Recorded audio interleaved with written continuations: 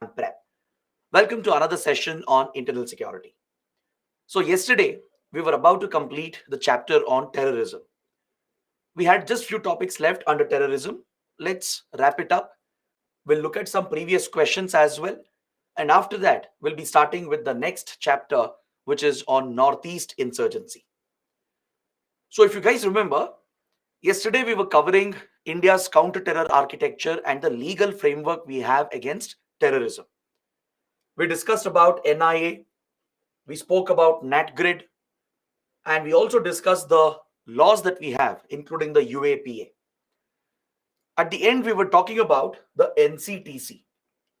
This is what we were discussing when we ended the session yesterday.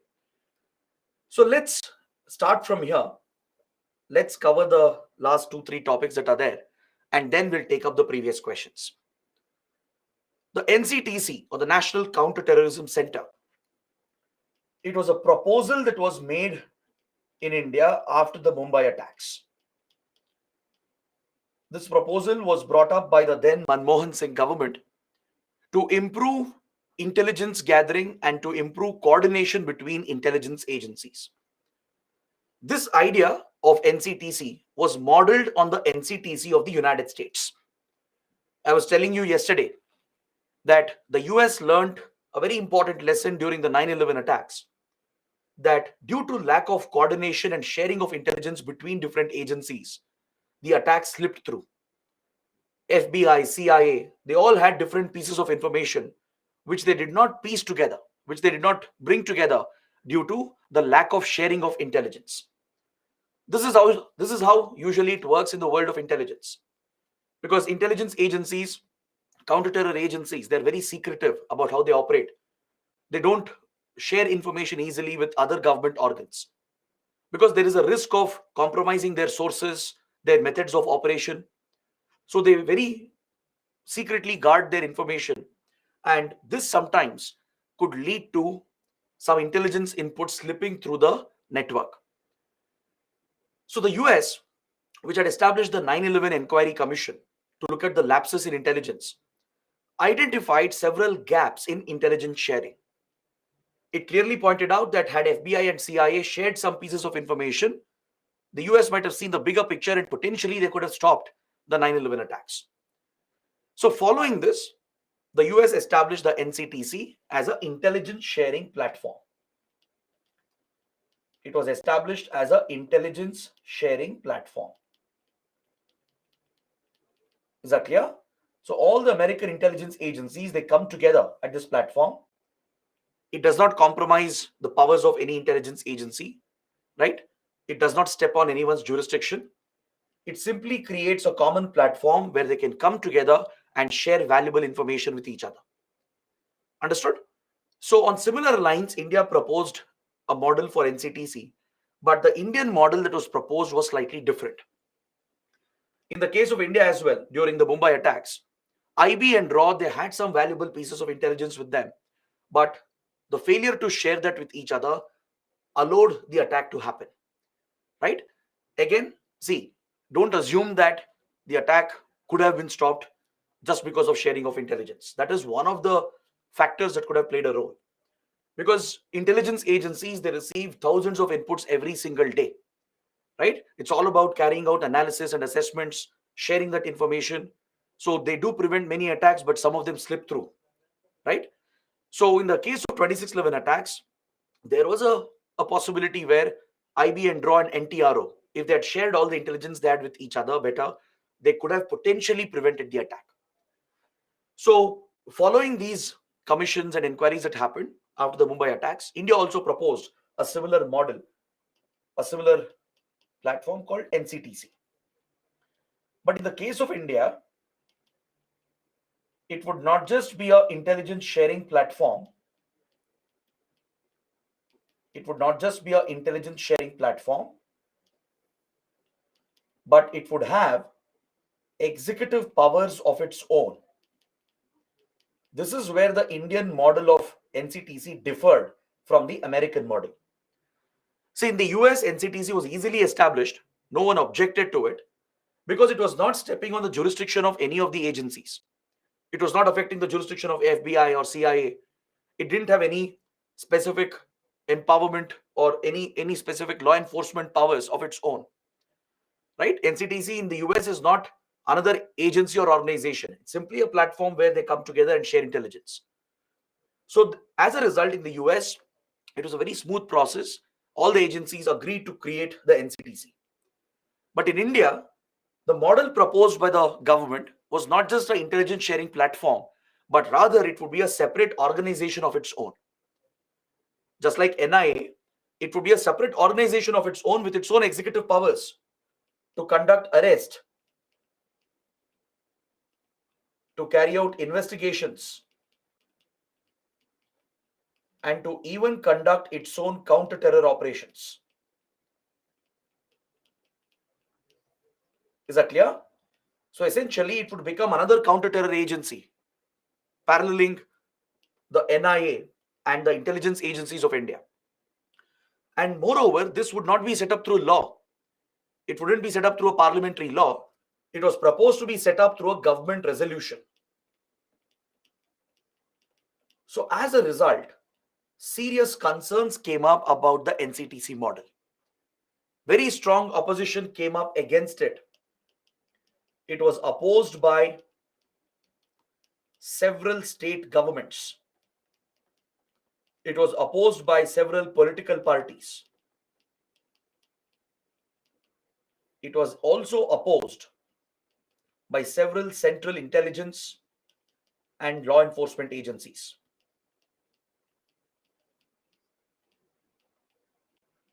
Is that clear? IB and DRAW and NIA, they strongly opposed the formation of NCTC because that would harm their jurisdiction. If there is another parallel organization being created, right, it's simply an overlap of the roles, which could also lead to wastage of resources as well. So at the central level, the intelligence and law enforcement agencies, they strongly opposed the creation of NCTC on these lines. It would not just be an intelligence sharing platform, it would be an organization of its own with executive powers to arrest, investigate, and conduct its own counter-terror operations. Then what's the point of having NIA, IB, RAW, and the others, right? So central agencies, they strongly opposed it within the national government, within the central government. State governments and political parties also opposed it because they feared that such an organization could be misused by the ruling parties at the center.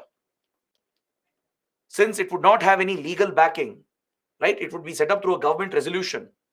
It would be accountable only to the government, to the ruling party. It would not be answerable to the parliament, and it was seen as a threat to the federal structure of the country.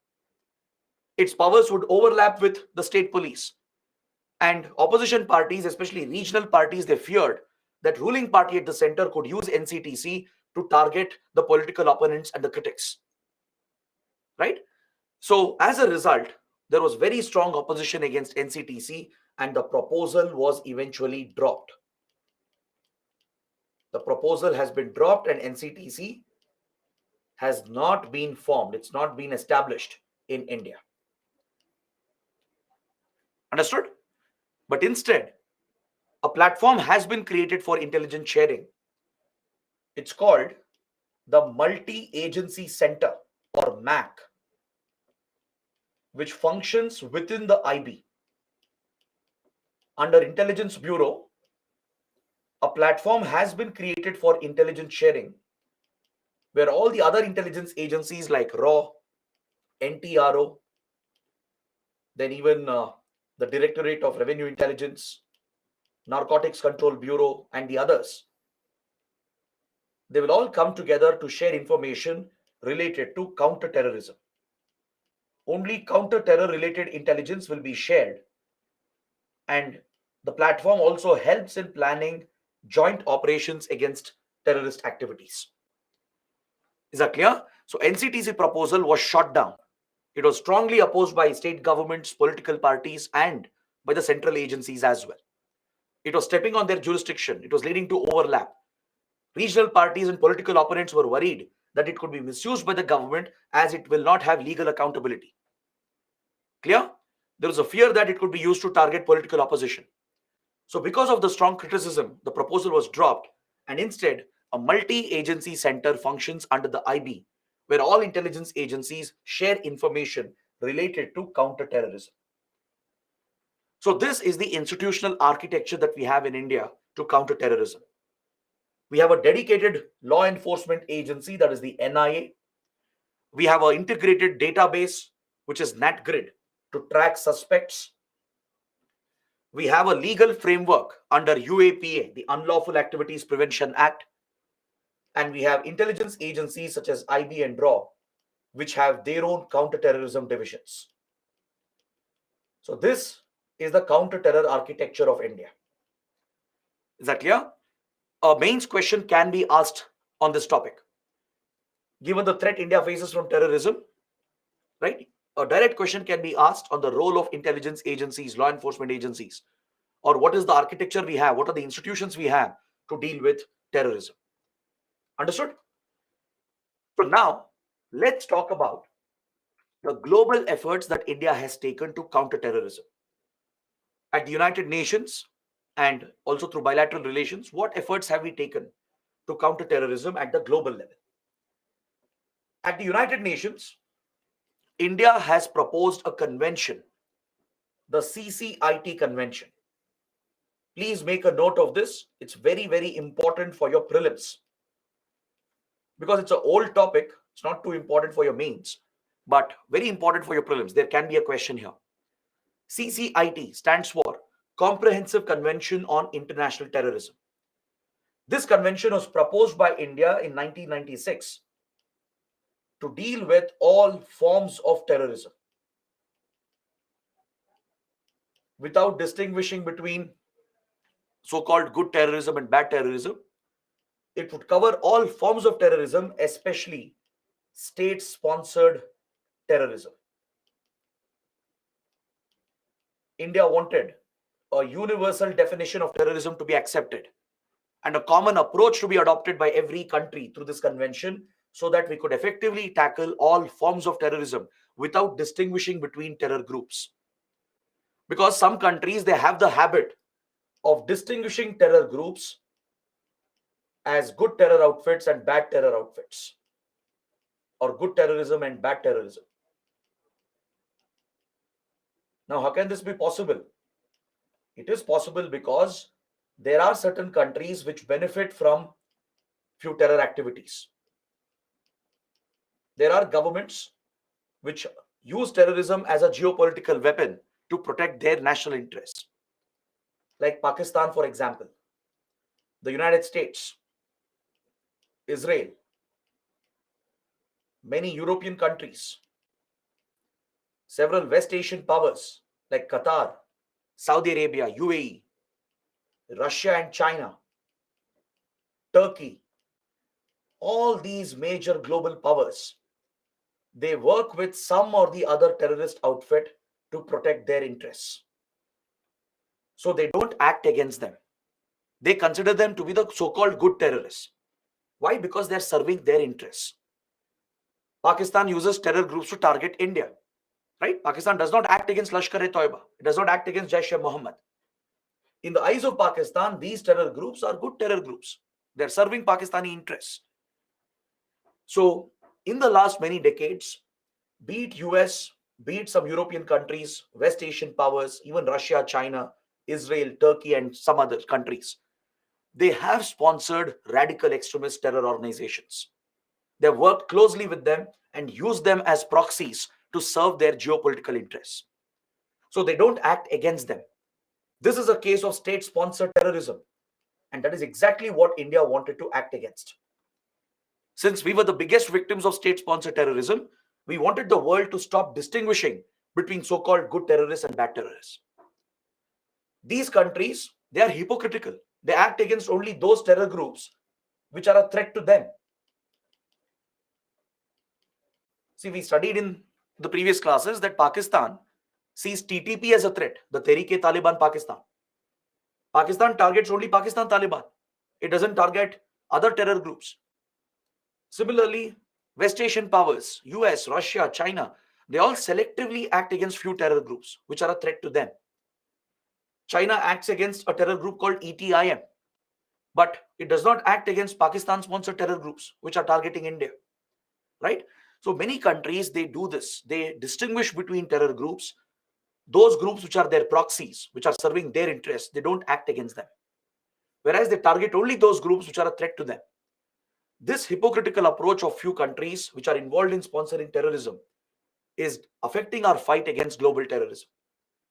That's the reason why India wanted a universal definition and a common approach through a UN convention, and we proposed this idea in 1996. But unfortunately, it hasn't got enough support. Obviously, you can understand why. If the convention is adopted, then all countries will have to adopt common measures and target all forms of terror groups. That's exactly what other countries don't want. They want to continue using terrorism as a weapon, as a geopolitical tool. So many countries have opposed it. And due to lack of support, this convention has not been adopted. So then how is it relevant? It is relevant for the exam because even now, India keeps pushing for it. Every time we attend the UN General Assembly Summit that happens in September, and during any discussion on terrorism, right, we bring up this issue. We point out that we have a convention proposed in 1996 and we ask countries to act on it. We remind the countries to adopt this convention. Is that clear? So that is why a basic question can come on this topic. So under the convention, India has proposed a universal definition which should be accepted by all the member states, and accordingly, they will incorporate the provisions into their concerned national laws. Every country will have its own counter-terror laws. These provisions of the UN Convention will have to be adopted into the national legal framework. It seeks to criminalize all forms of international terrorism, and it mandates the UN members to deny access to funds, access to safe havens or terror sanctuaries, and also access to arms and weapons. If the convention is adopted, every UN member will be obligated to deny terrorists a safe haven on their soil. They can't host terror sanctuaries in their country. They cannot tolerate terror financing. They need to act against terror financing. They need to block any routes through which terrorists are raising weapons and arms for their operations. Is that clear? It bans all terror groups and calls for a shutdown of terror camps around the world. It calls for very stringent provisions, very strict legal provisions to prosecute terrorists under special laws, and also provides for extradition with regard to terrorist activities. These are the provisions that India has suggested under CCIT convention. So many countries are opposed to it. They have their own reasons for that. For example, US, then Pakistan, several West Asian powers, even Russia and China, all these global powers which do work with terror groups, they obviously don't want this convention to be adopted. Right? If the convention is adopted, it will harm their interests. They could be held accountable for sponsoring terrorism. So all these countries are opposing because they don't want to give up the option of using terrorism as a proxy weapon. There are others who are concerned about human rights violations if the convention is adopted, especially Latin American countries. They have a concern that if this convention proposed by India is adopted, it could lead to human rights violations because of the stringent provisions that India is recommending. There are some very strict provisions which is similar to our UAPA and other laws like TADA and POTA. We studied yesterday what problems we have in our legal framework, right? The broad provisions, the discretion given to the police and law enforcement. This would always be misused to target innocents, to commit torture, to violate fundamental rights and constitutional rights. Now, if such a convention is adopted with very stringent provisions, authoritarian governments, dictatorial governments might use this convention as an excuse to adopt extremely strict laws and target their critics and political opponents in the name of fighting terrorism. They can easily bring up false charges against their critics and political dissidents and get them arrested and deliver strict punishments to them, thereby curbing basic rights. So Latin American countries are worried about the stringent provisions, so they have also opposed it because they fear possible human right violations. Then you have few countries of the OIC, the Organization of Islamic Cooperation. Some of these countries, they support the Palestinian cause. While support for Palestine is not the problem, support for terrorist groups like Hamas and Hezbollah is a problem. Some of these countries, they look at Hamas and Hezbollah as liberation movements, as revolutionary national liberation movements, right? But as you have seen just few days ago, Hamas is a brutal terrorist organization. So is Hezbollah, right? They might be fighting for the Palestinian cause, but that does not justify the brutal, violent methods they use, which is a gross violation of human rights. Any human being with common sense will oppose Hamas and Hezbollah, no matter what cause they are fighting for. See, almost every country supports the Palestinian cause, including India. Even we support Palestine to have its own country. We support the Palestinians. We support the two-state solution. US also supports two-state solution. But does not mean you can use terrorism to achieve that. Some of these OIC members, they look at Hamas and Hezbollah as liberation movements, as revolutionary movements, and they want them to be exempted. So this cannot be accepted. And because of all these oppositions, the convention has not been adopted at the UN. Is that clear? So there can be a basic prelims question, right? Even in the mains answer, let's say you want to talk about our global efforts, you can mention the CCIT convention in the answer. Is that clear? Let's say there is an essay topic on global terrorism. So there definitely you have to talk about this. You can suggest that there is a need for such a global framework where we need a universal definition to counter terrorism and we need a common approach amongst all countries. We need cooperation amongst all countries to counter terrorism. You can take the example of Canada. Look at how Canada is distinguishing with Khalistani outfits and not cooperating with India, right? So give such examples from current affairs and justify your argument, and you can call for a global convention like the one India has proposed. Is that clear? So this is one major initiative of India. The other major initiative is how India has used a platform called the 1267 Sanctions Committee of the UN Security Council to designate terrorists as global terrorists. This is another important topic. The UNSC 1267 Sanctions Committee. UNSC 1267 Sanctions Committee. This committee was established under the UN Security Council back in 1999 through resolution number 1267. That's why it's called 1267 Sanctions Committee.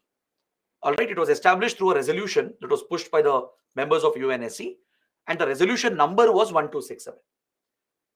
This Sanctions Committee was established primarily to target the Taliban and the Al-Qaeda.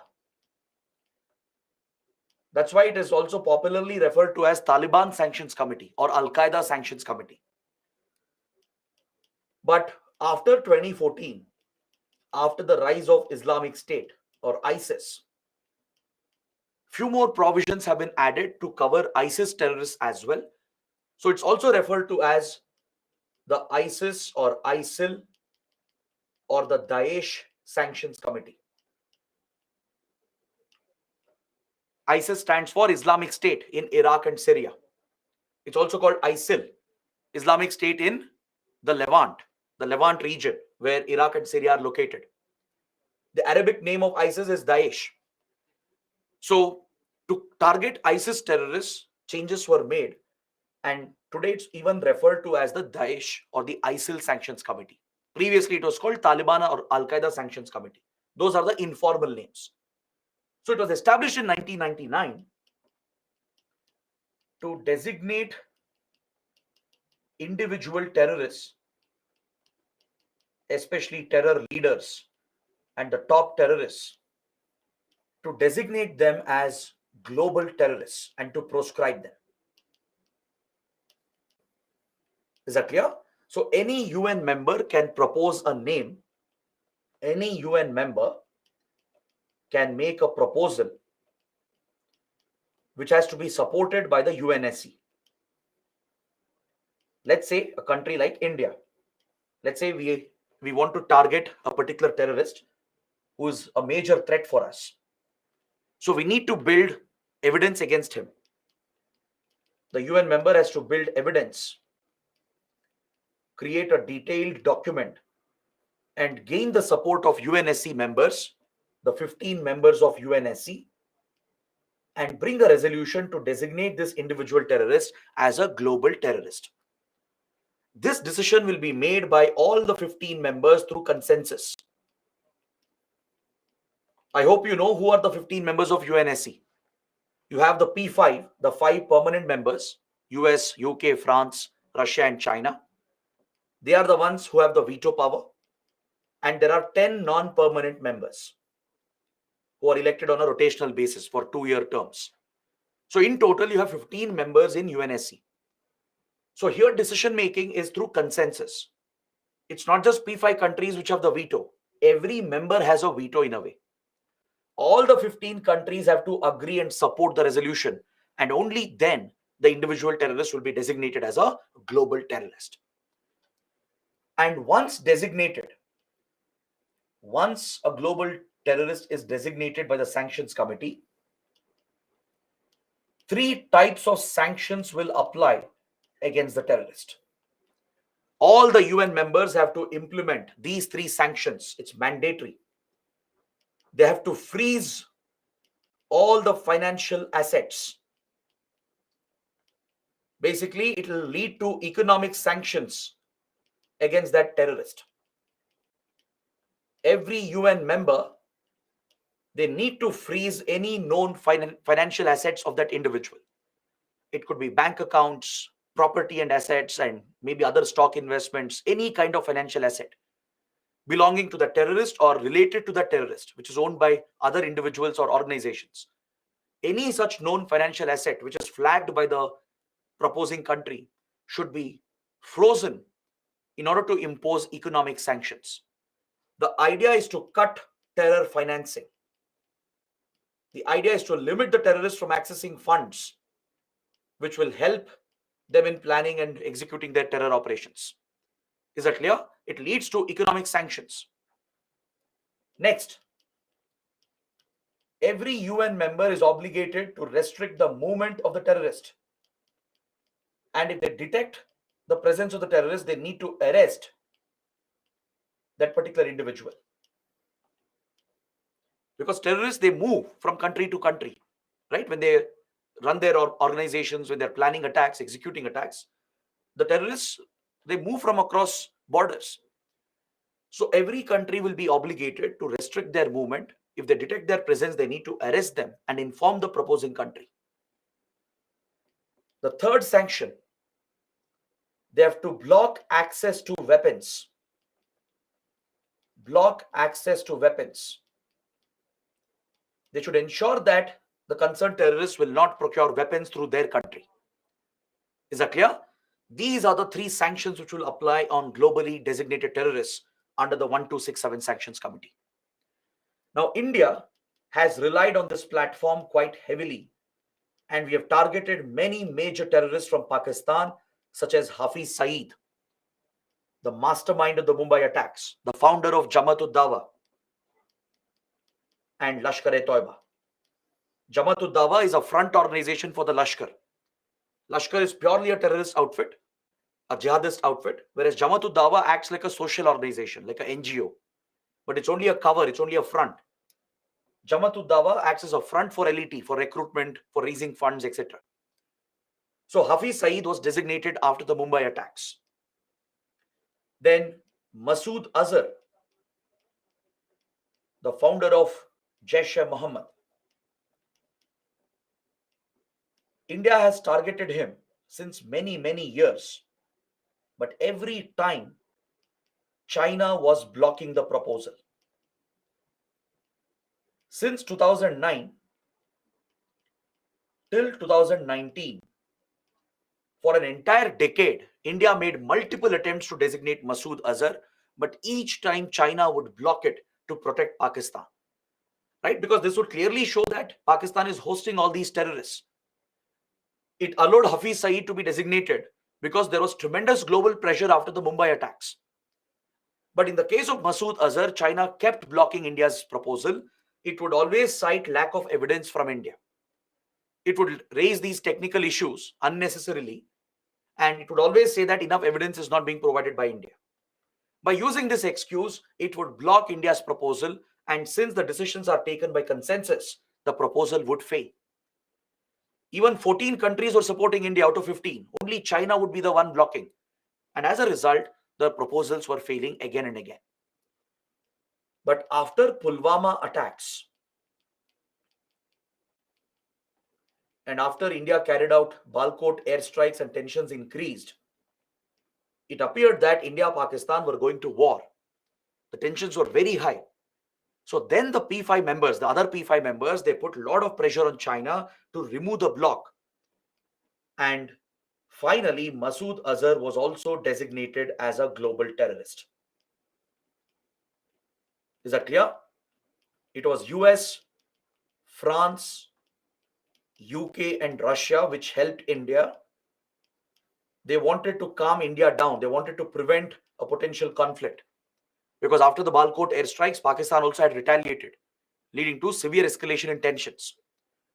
So to ensure that things calm down, the P5 members, they moved very quickly and put a lot of pressure on China to give up its unnecessary blocking. Finally, China also conceded after Pulwama attacks, and Masood Azhar was designated as a global terrorist. Right now, we are pursuing many more names. There are at least 5 other terrorists we are pursuing. They're all from Pakistan, right? Some of them were recently designated, but still China is blocking a few. China is still blocking a few terrorists from being designated. All right, so this is a developing story. It's a current affairs topic. So that's why I insist that this topic is important.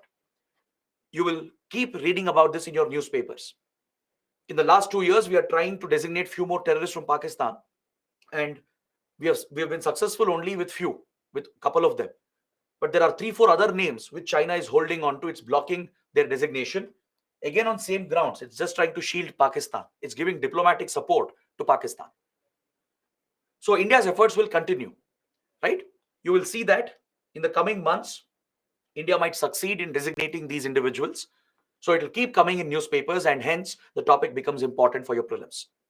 So please know, what is the sanctions committee? How has India used it? What kind of sanctions will apply? And how does it take decisions? These basic details are very important for your exam. Is that clear? So now we come to the last topic in this chapter. I want you guys to have a better understanding of global terrorism, given the threat the world faces from terrorist organizations. UPSC exam is such a dynamic exam that you can't just stick to some topics that are relevant for India, right? Global terrorism is relevant for India. Terrorism in any corner of the world will affect India as well. There could be a terror group in Africa, right, which might have ties with a Pakistani terror outfit, right? So you need to have this broad general awareness about some global terror organizations as well. Of course, not in detail, at least the basics. You should be familiar with the name. You should know which country they operate in. You should know whom they target, right? At least some basic 3-4 points about each terrorist organization. All right. So let's take a look at this. And after that, we can take up the previous questions. So let's make it a little interactive, right? Let me not just give out the points. Let's make it a little interactive. Let's start with ARSA.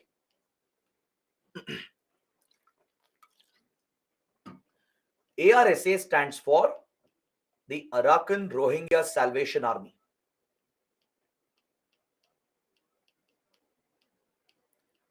So can you tell me which country it operates in? I've already given you a clue. Very good. It operates in Myanmar, primarily in the Rakhine state.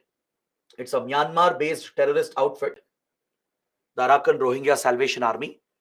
The victims of Rohingya violence, right? Because Rohingya minorities, They have been targeted by radical Buddhists and Myanmar's army in Myanmar.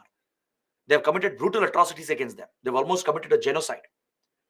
So some of the victims of this violence, they have taken up radicalism and extremism to counter the radical Buddhists and the Myanmar army. So this outfit is called ARSA. It has very close connections with Lashkar-e-Toiba and Al-Qaeda, and even with Pakistan's ISI. This group, can it be a threat to India? Yes or no? Can ARSA be a threat to India? Very good. 100% yes. There are many reasons why ARSA could target India as well. First of all, it's operating in our own neighborhood, right next to our borders. Correct? It might have connections with other insurgent and terrorist groups that are already targeting India. Along with that, India is the birthplace of Buddhism, where you have many important Buddhist pilgrimage sites. Since ARSA targets Buddhist sites, it might attempt an attack on India, on the pilgrimage sites in India. In fact, it has already tried once. At Bodh Gaya in Bihar, there was a failed terror attempt which was linked with ARSA. The attack was a failure. It didn't go on as planned, fortunately. But an attempt was definitely made, and Indian intelligence agencies linked this failed attack with ARSA. Plus, India is a very close friend of Myanmar's army.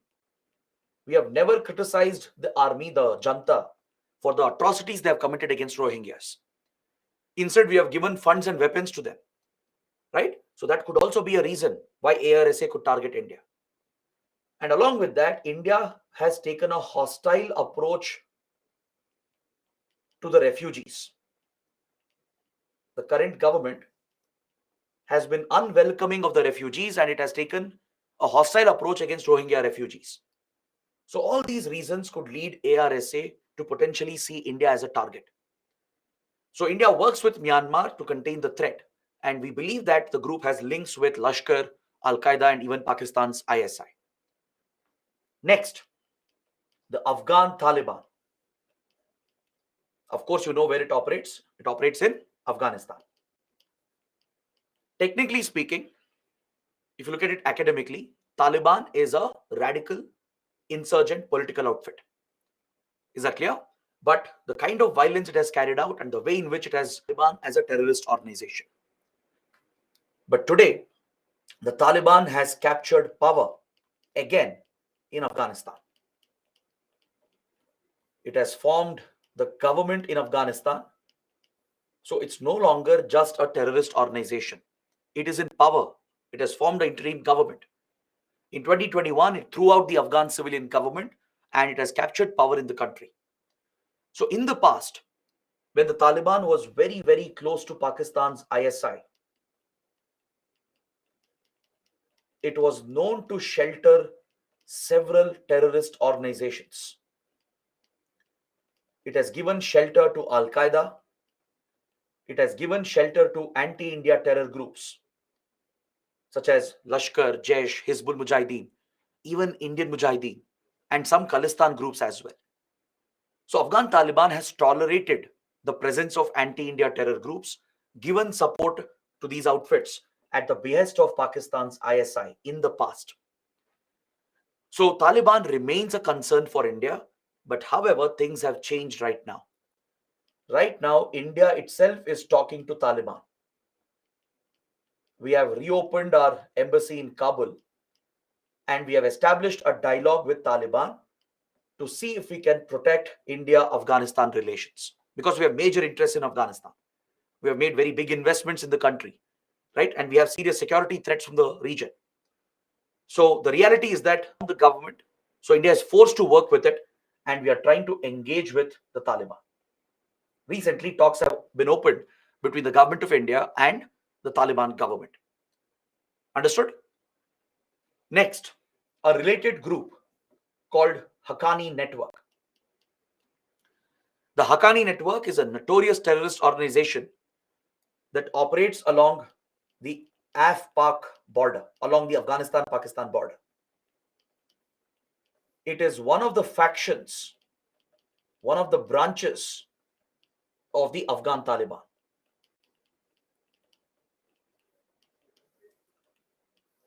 Is that clear? It is one of the factions of the Afghan Taliban, and it operates primarily along the Af-Pak border. Now, what do you think? Is Haqqani network a direct threat to India or not? Yes or no? Is the Haqqani network a direct threat? Some are saying no, but most are saying yes. Good. Haqqani network is definitely a threat for India. It has been a major threat. It has carried out many attacks against Indian interests in the past. Indian interests in Afghanistan have been repeatedly attacked by this outfit, as it acts on behalf of Pakistan's ISI. Haqqani network is very close to the ISI. The ISI has protected and nurtured this group. And the ISI had used Haqqani network to target Indian influence in Afghanistan. Our embassy in Kabul, our consulates in Afghanistan, they were repeatedly attacked by Haqqani network. It is directly responsible for the killing of several Indian diplomats, Indian intelligence officers who were deployed in Afghanistan. It has targeted Indian projects and Indian workers. So Haqqani network is definitely a major threat for India. Right now it is headed by Sirajuddin Haqqani. Its leader is Sirajuddin Haqqani. And he is a globally designated terrorist. He has been designated by the 1267 Sanctions Committee. Is that clear? But the worst part for India is that we have to be friendly to Sirajuddin Haqqani. We have to talk to him. Why? Because right now, he is the interior minister of the Taliban government. After Taliban captured power, Sirajuddin Haqqani has become the home minister, the interior minister. So India is forced to deal with him, right? He's a designated terrorist. His outfit is directly responsible for the death of Indian citizens and Indian officials. And yet, we have to deal with him because that is how geopolitics works. So Haqqani network remains a threat for India. Next, the Al-Qaeda and the various branches of Al-Qaeda. As we have discussed in previous sessions, the Al-Qaeda was primarily based out of Afghanistan. The main branch of Al-Qaeda was based out of Afghanistan, and it was founded by Osama bin Laden. The Al-Qaeda rose to prominence in the late 80s, and by 1990s, it became a major threat for Western countries. It was sheltered by the Taliban government in Afghanistan. When Taliban had formed the government previously in 1996, it had given a shelter to Al-Qaeda and Osama bin Laden, and terrorists from around the world were accumulating in Afghanistan to work for this terrorist outfit.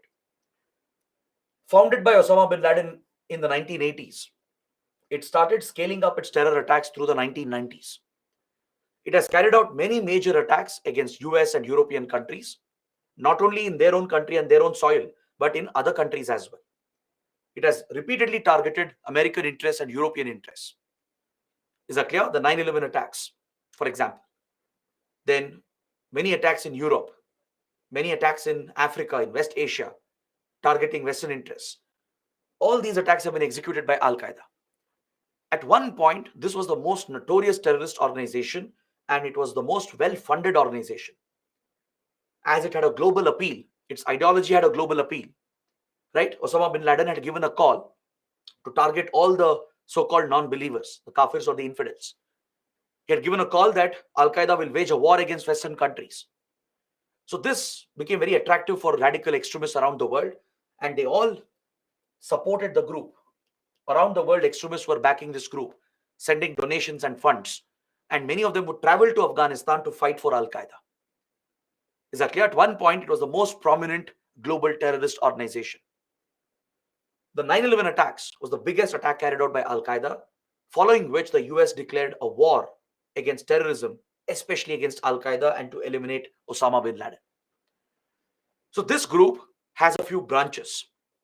there are different branches that have come up, such as AQAP and AQIM. The AQAP is the branch of Al-Qaeda in the Arabian Peninsula. If the main branch is in Afghanistan, the AQAP branch is in the Arabian Peninsula. That's in the Gulf, in the West Asia region. In Yemen, Saudi Arabia, and across the Gulf region, AQAP has a presence, especially in Yemen. Then AQIM stands for Islamic Maghreb, which is in North Africa. In the Saharan region and Sahel region of Northern Africa, there are many countries where radicalism and terrorism has become a major threat. You have countries like Mauritania, Mali, Niger, Burkina Faso, and many others. In the Saharan and the Sahel region in Northern Africa, there are many countries where Al-Qaeda has a big presence, right? It's called AQIM, Al-Qaeda in the Islamic Maghreb. Similarly, Al-Qaeda has branches focused on East Africa and also on South Asia, which covers India. Al-Qaeda has a separate branch that focuses on South Asia that covers India. So definitely Al-Qaeda remains a threat. It has connections with various anti-India terror groups. It's very close to Jaish-e-Mohammed. It's very close to Lashkar-e-Toiba, Hizbul Mujahideen, even Indian Mujahideen. Pakistan is the one which has created all these connections. So Al-Qaeda remains a threat, even though group has been weakened, right? The top leaders have been eliminated. Osama bin Laden was killed by US, right? Then other leaders like Ayman al-Zawahiri, the second in command, even he was recently assassinated in a drone strike in Afghanistan. Even though most top leaders have been eliminated, the group remains quite formidable in Afghanistan and around the world, and it poses a threat for India and the rest of the countries. Next, the TTP, Tehreek-e-Taliban Pakistan. It is the Pakistan branch of Taliban. Just like you have Afghan Taliban, there is a Pakistan Taliban as well. These are related organizations, like brother organizations. The goal of TTP is just like Afghan Taliban, to throw the Pakistani government out and capture power to form a so-called Islamic state and enforce the rigid Sharia law. Is that clear? So TTP has been targeting the Pakistani state itself. In a way, Pakistan is paying the price for breeding terrorism for all these years. Today, the TTP has become a very dangerous organization with the ability to carry out major attacks. It has a lot of support from other terror groups as well. And there is a credible security threat for the survival of Pakistan by this group. Is that clear? Today, Pakistan is facing a very grave crisis in the last 2 years especially. The TTP has scaled up its attacks. It wants to throw out the Pakistani government, the ISI and the army, and capture power in Pakistan to form Pakistan as an Islamic country, right? To make it a radical extremist nation.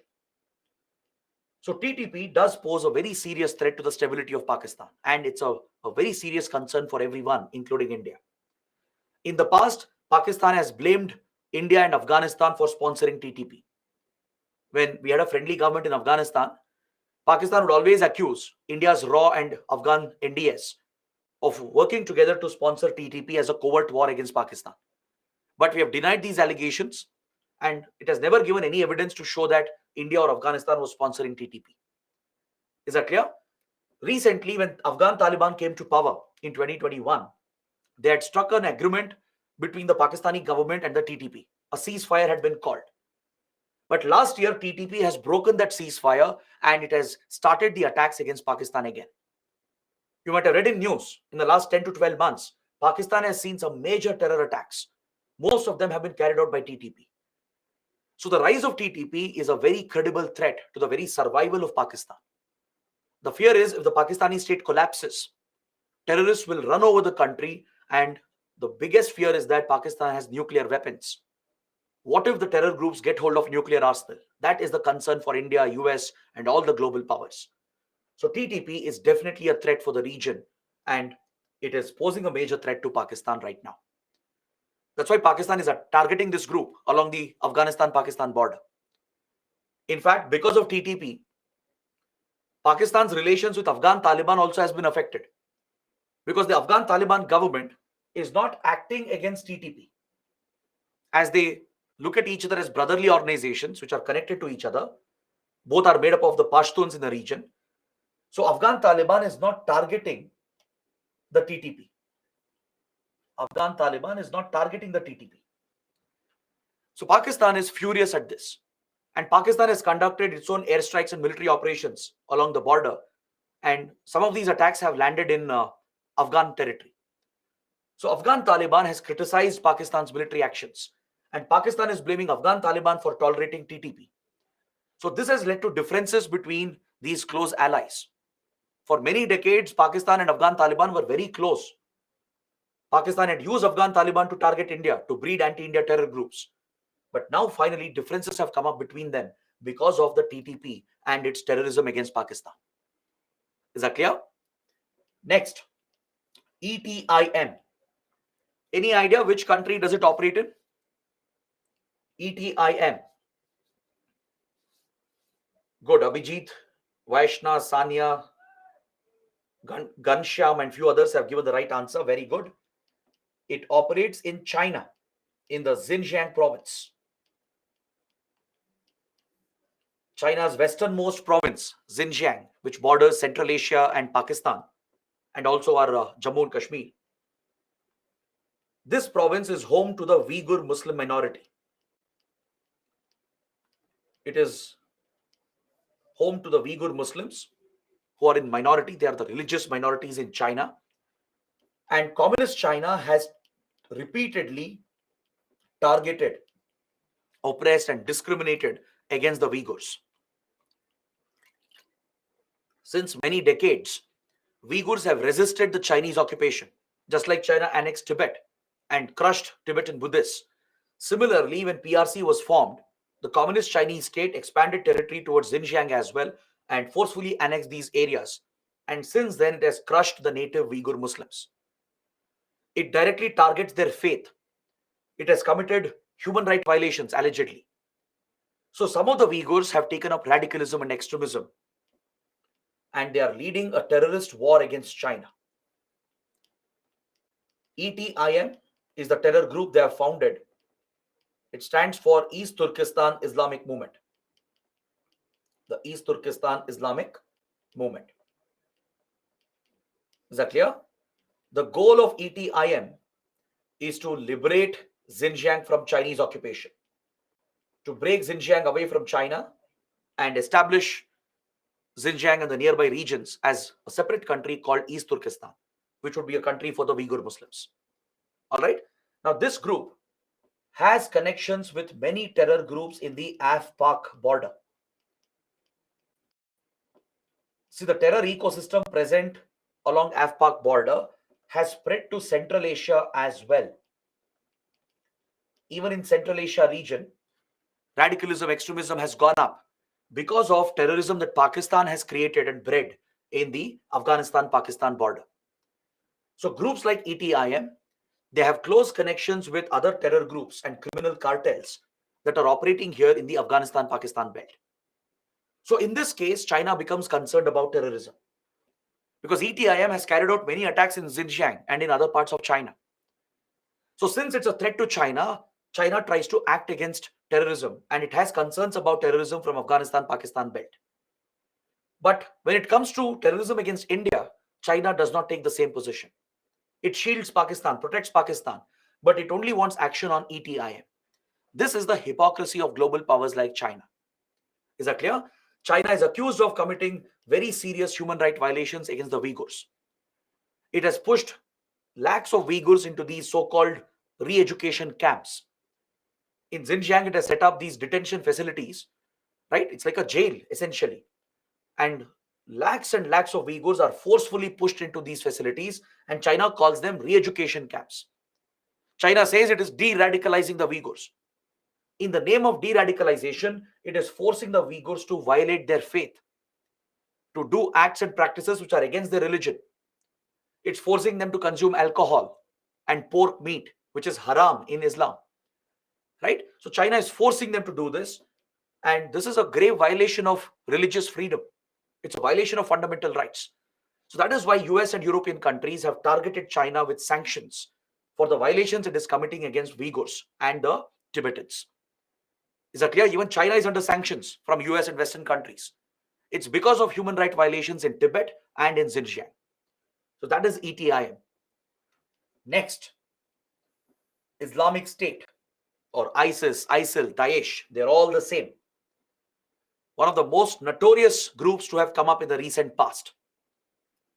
The group rose to prominence in 2014 in the Iraq-Syria region. It is a direct outcome of the disastrous military intervention of the US and the covert wars going on in the region. Many countries are responsible, directly or indirectly, for the rise of ISIS or Islamic State. Is that clear? The US carried out an illegal invasion of Iraq in 2003 to topple Saddam Hussein. US and UK, they generated false intelligence that Saddam Hussein was developing weapons of mass destruction. But these were all lies. WMDs or weapons of mass destruction were never found in Iraq. Their goal was to topple the regime, to topple Saddam Hussein and establish a government which would be pro-US and pro-Western countries. This invasion of Iraq by the Western countries destabilized the region, destabilized Iraq completely. It gave rise to sectarian conflicts. It created a breeding ground for extremists.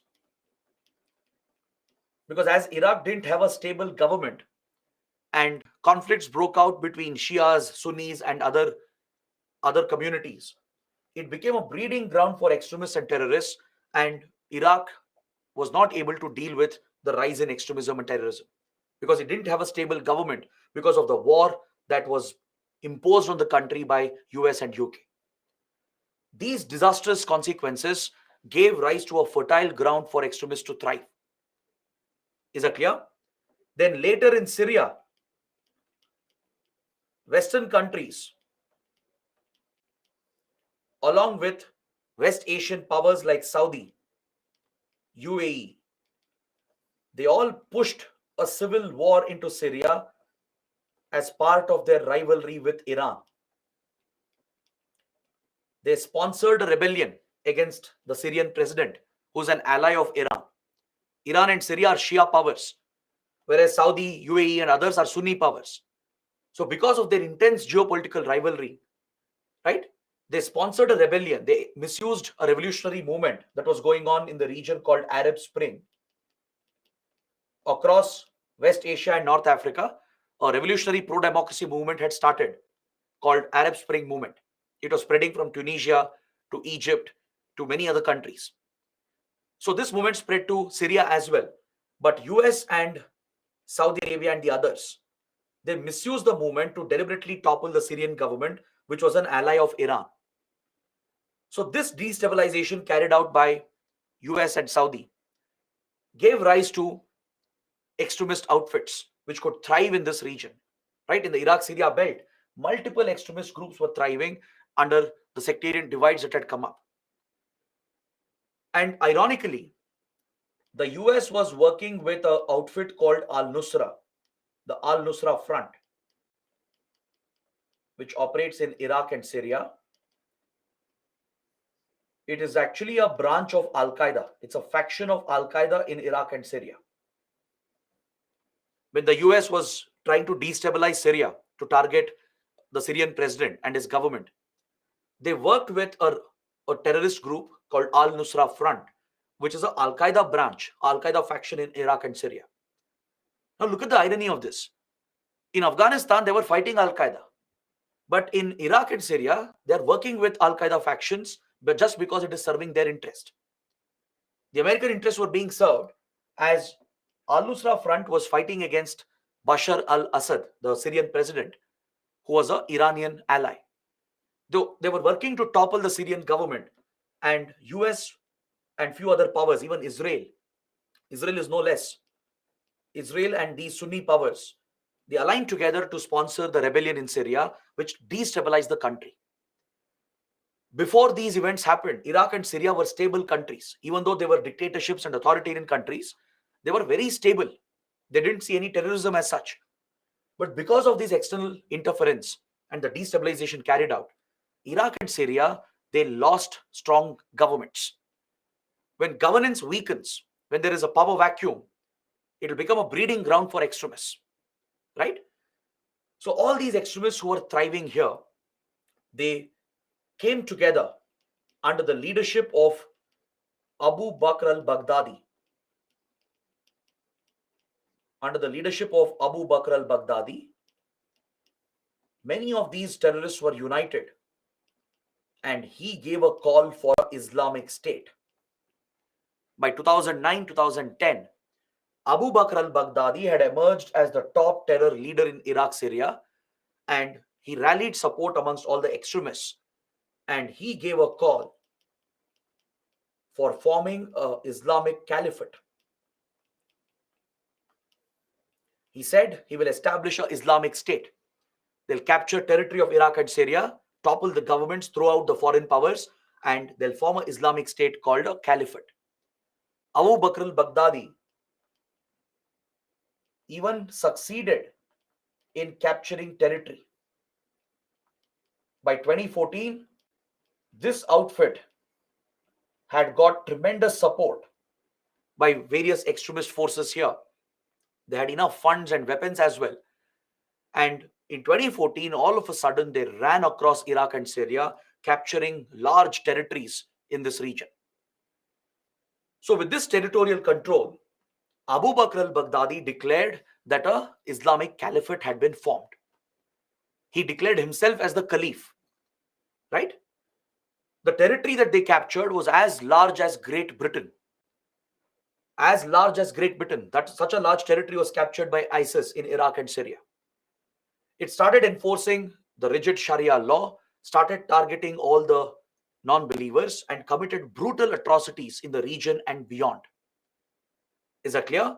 ISIS very quickly became the most notorious terrorist outfit. And its method of operation was very different from Al-Qaeda. If Al-Qaeda was the most feared terror organization until 2014, it was replaced by a new terror group called ISIS. Very quickly, ISIS became the most notorious and the most dangerous terrorist organization. See, ISIS was different in many ways compared to Al-Qaeda. Al-Qaeda has a very centralized leadership. It operates in a very traditional method, right? It had very limited funds available.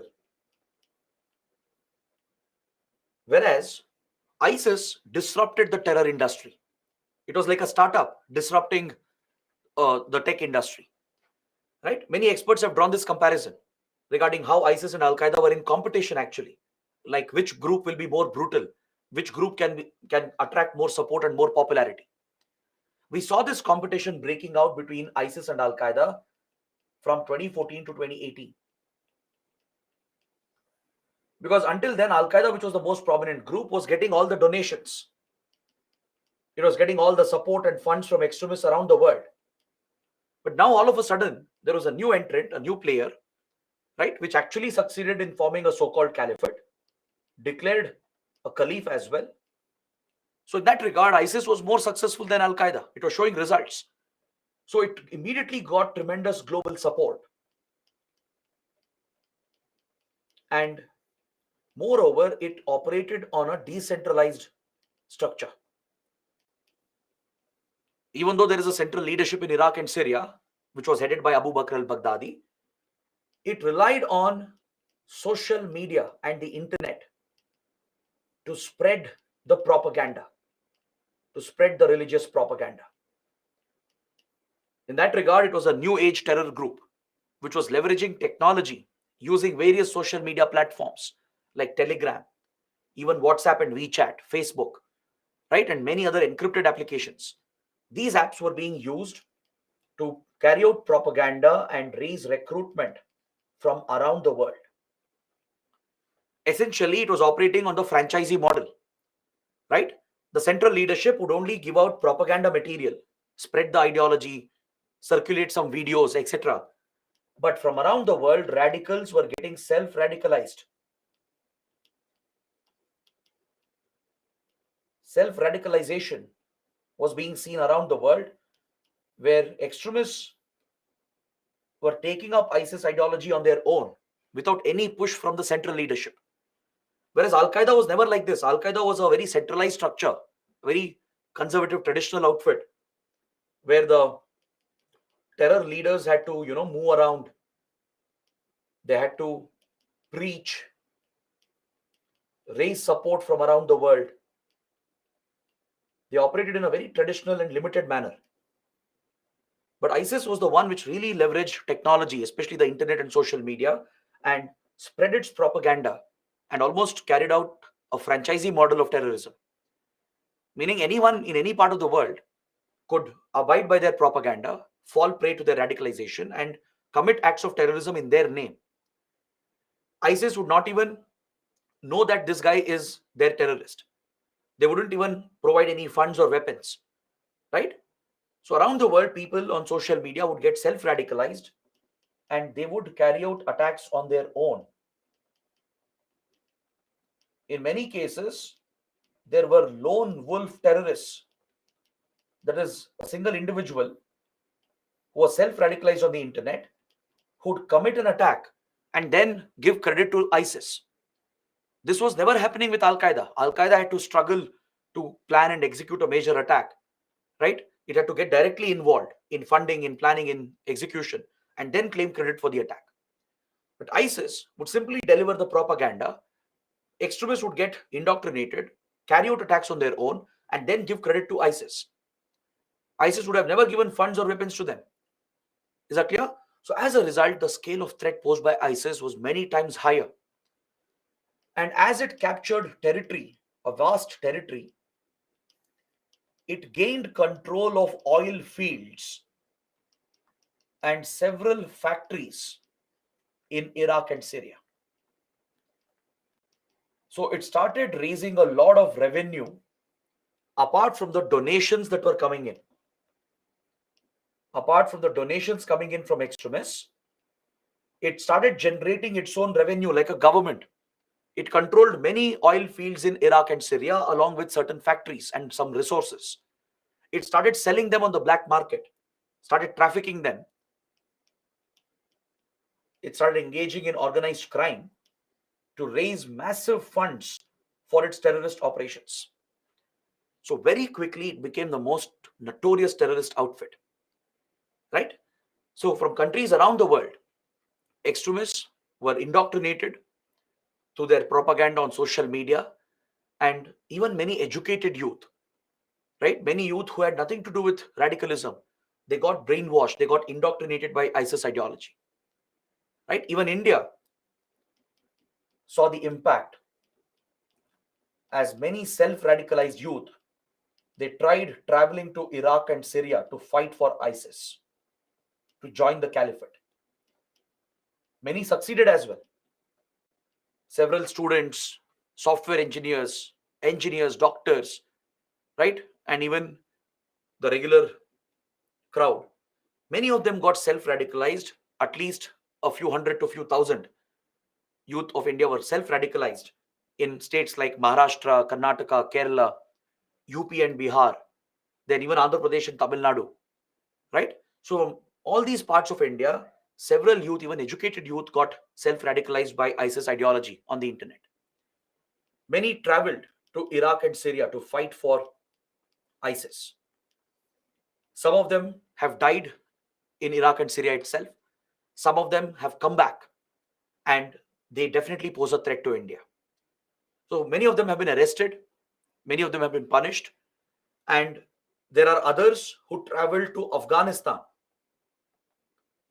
because a branch of ISIS came up in Afghanistan called the ISIS Khorasan province. The ISIS Khorasan province, or ISIS-K, is the ISIS branch in Afghanistan. So several Indian youth who were radicalized traveled to Afghanistan as well to fight for ISIS-K. So India has been closely working with US and other countries to target the Islamic State. Right? There are self-radicalized youth in India as well who have tried to plan attacks within India. In the last 2-3 years itself, there have been modules, ISIS modules, which were planning attacks in India, but Indian agencies are keeping a close watch on these terror modules. We have increased our surveillance of social media. Our intelligence agencies, IB and RAW, and even NIA, they closely watch social media. Even NTRO, they intercept the internet traffic. They keep a check on social media platforms. We work with US and European countries and other like-minded countries and share intelligence with them. Understood? So we have detained several youth. We have prevented several youth from traveling as well. Due to improved surveillance, our agencies would detect some of the youths who are booking tickets to West Asian countries or Turkey, from where they would travel further into Iraq and Syria. So Indian officials would prevent these misled, indoctrinated youth from traveling. And since they haven't committed any act of terrorism as such, we adopted a more softer approach towards them to promote de-radicalization. Those who hadn't joined these groups yet, those who were simply indoctrinated on the internet, who are still booking tickets and trying to travel, they would be detained by the authorities and they would be counseled.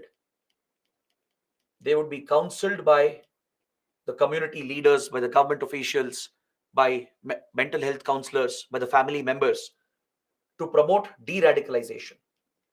Right? Because technically they haven't committed the act of terrorism yet. But of course, the law allows for prosecuting these individuals as well. Just membership of a proscribed terror organization is enough to be charged under UAPA. But initially, India adopted a softer approach in 2016-2017 because many youth were being largely misled on the wrong path. Because the government also saw that targeting them would further create more resentment. So the government was trying to bring them back to the mainstream, bring them back on the right path. But as the threat increased, there were many of them who fought for the terrorists, engaged in acts of terrorism themselves, and many came back to India and tried planning attacks in India. So then India became very strict, and now any ISIS individual is charged and punished very severely. We have broken many ISIS modules in India, right? There's very close intelligence sharing with US and other countries, and we have broken many terror modules of the ISIS. Is that clear? But today, ISIS no longer controls the territory. The so-called caliphate does not exist anymore. The caliphate has been destroyed. The caliphate has been decimated due to the combined efforts of US and Russia. US and Russia delivered a devastating defeat to ISIS in 2018-2019. The US carried out ground operations. It aligned with the Kurd groups, the Kurd insurgent groups that are found in Iraq, Syria, Turkey border. The CIA of the US would work with the Kurd insurgents and use their support to target ISIS. Several battles took place in Iraq and Syria, and US played an important role. The American Special Forces and US intelligence agencies like CIA, they played a key role along with the Kurd groups to crush the caliphate in Iraq and Syria. Along with these ground intelligence-led operations, Russia carried out devastating airstrikes, especially in Syria. Because Syria is a Russian ally, right? And ISIS was a threat to the Syrian president and the Syrian government. So Russia has a military base as well in Syria. It has major influence in Syria. So to protect Syria and Russian influence in Syria, Russia launched military strikes, airstrikes. It even deployed the private military contractor, Wagner Group. It deployed the Wagner Group mercenaries, private mercenaries, to take on ISIS. So Russian operations from air and land and American operations from land delivered a crushing defeat to ISIS, and now they are pushed into a small corner. They're pushed into a very small corner in Iraq and Syria. Is that clear? In places like Mosul and few other areas, that's where ISIS is still active. But otherwise, the so-called caliphate has been destroyed. Abu Bakr al-Baghdadi was killed. He has been assassinated, right? But this ideology will not die so quickly. Even if you destroy the caliphate in Iraq and Syria, it will not die so quickly because the ideology thrives on the internet. Is that clear? There are many extremists around the world who are self-radicalized. Believe it or not, in US and Europe, there are Christians who got converted and adopted ISIS ideology and committed acts of terrorism. That is the appeal of ISIS. There are many lone wolf terrorists and individual groups that carried out major attacks across Europe in 2015 and 2016. Many European cities like Paris, Berlin, London, right, even in Belgium, several incidents happened where some terrorists from ISIS, they would have come through the refugee route. The refugees who are coming from West Asia and Africa, they cross the Mediterranean and they enter Europe, right, to find asylum. Through the refugee route, several ISIS terrorists sneaked into Europe and planned and executed major attacks across European cities. There were individuals as well, lone wolf terrorists who are acting on their own. Now, it's very difficult to deal with lone wolf terrorism because when a large group is planning an attack, they will leave some evidence behind, some digital evidence, or some traces are left behind, which is caught by intelligence agencies.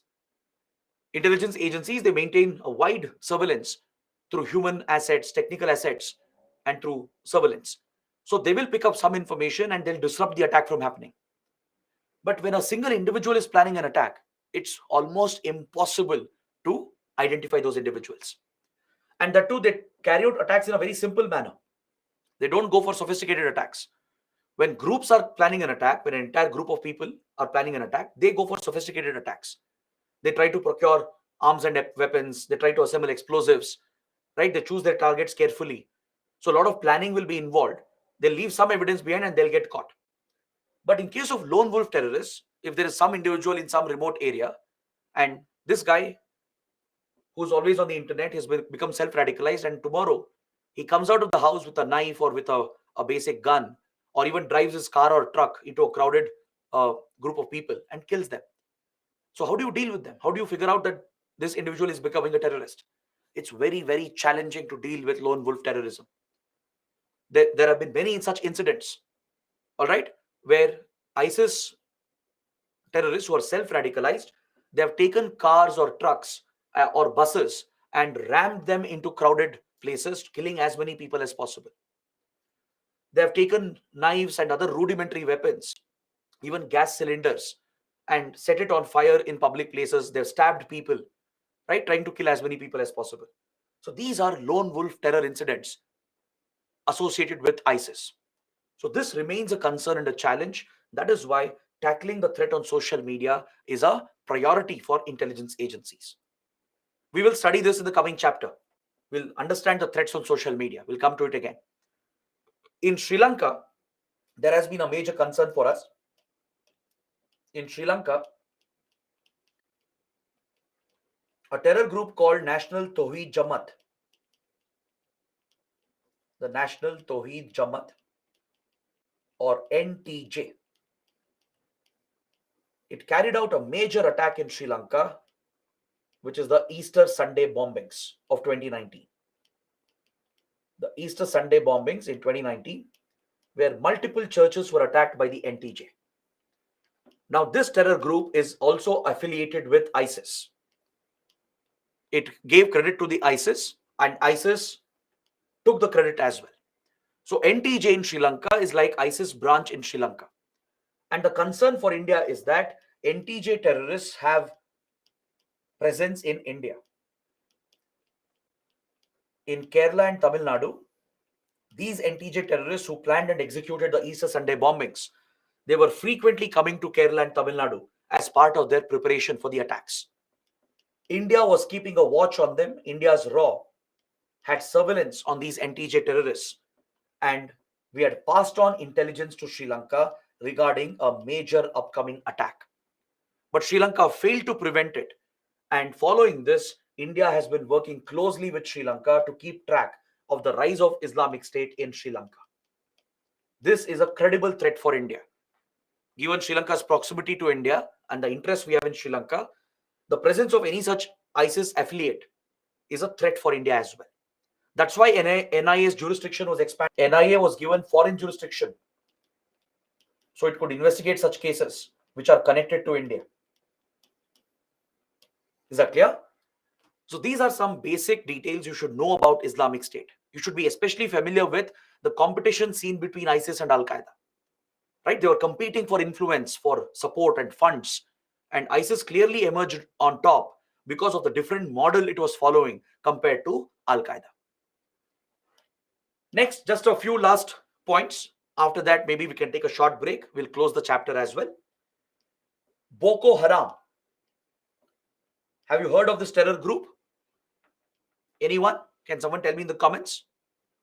In which country does it operate? Very good. Nigeria. Boko Haram is a terror group in Nigeria. You might have read news reports that hundreds of school girls were kidnapped, right? In an African country. These kind of attacks are carried out by Boko Haram. It was aligned with Al Qaeda's ideology. Now it is shifting towards Islamic State's ideology. It's giving its support to ISIS. So Boko Haram is a Nigeria-based terror group. It operates in Chad and Niger as well. It has presence in the neighboring countries of Chad and Niger, and it remains a major threat. Next, Al-Shabaab. Have you heard of it? Where does it operate? Al-Shabaab. Sania and Anandu are giving the right answer. Very good. Somalia. It's a Somalian terror group aligned with Al-Qaeda. So Al-Shabaab has controlled Somalia from 30 plus years. And it is this group which sponsors piracy.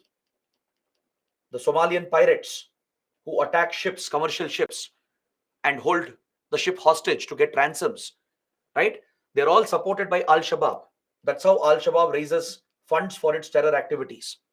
So Al-Shabaab is a major threat. And Somalia, right, is quite close to India. We share the same water body, Arabian Sea and the Indian Ocean. The threats in Somalia and the piracy threat, the terror threat, could spill over to Maldives, Sri Lanka, and Lakshadweep Islands of India. So we are concerned about the presence of terrorism in Horn of Africa as well. Then in East Africa, there is a rising concern for India from Kenya to Tanzania and even in Mozambique.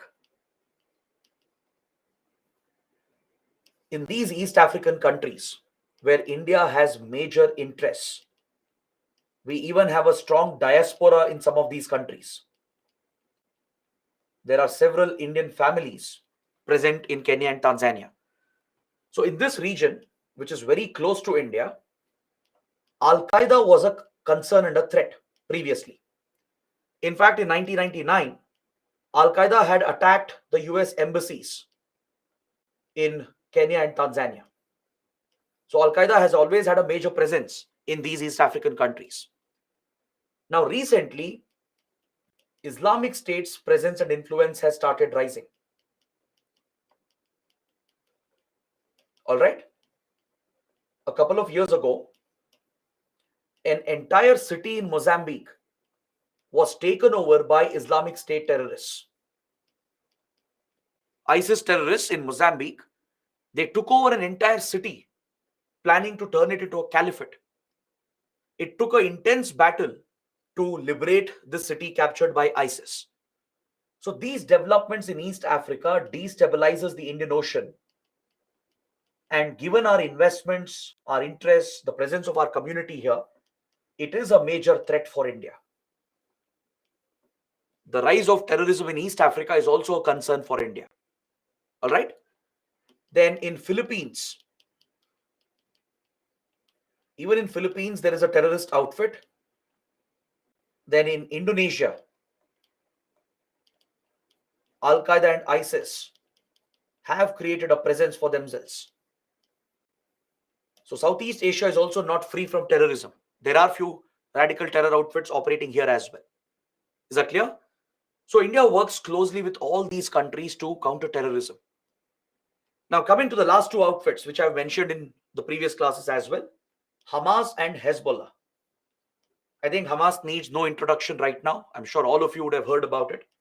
It's a notorious terrorist group operating in Gaza Strip. It claims to fight for Palestinian rights to liberate Palestine from Israeli occupation. But in reality, it's a terrorist organization committing brutal atrocities against humanity. Right? No matter what you believe in, the acts of Hamas cannot be justified, especially the latest attack. Right? Yes, Israel also uses disproportionate force. It is accused of committing human rights violations against Palestinians. And Palestinian rights have been snatched away by Israel.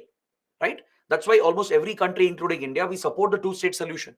We want Palestine to be formed as a separate country. But that does not mean you resort to brutal terror acts in the name of liberation. Right? So what Hamas has done right now, it's an earth-shattering event.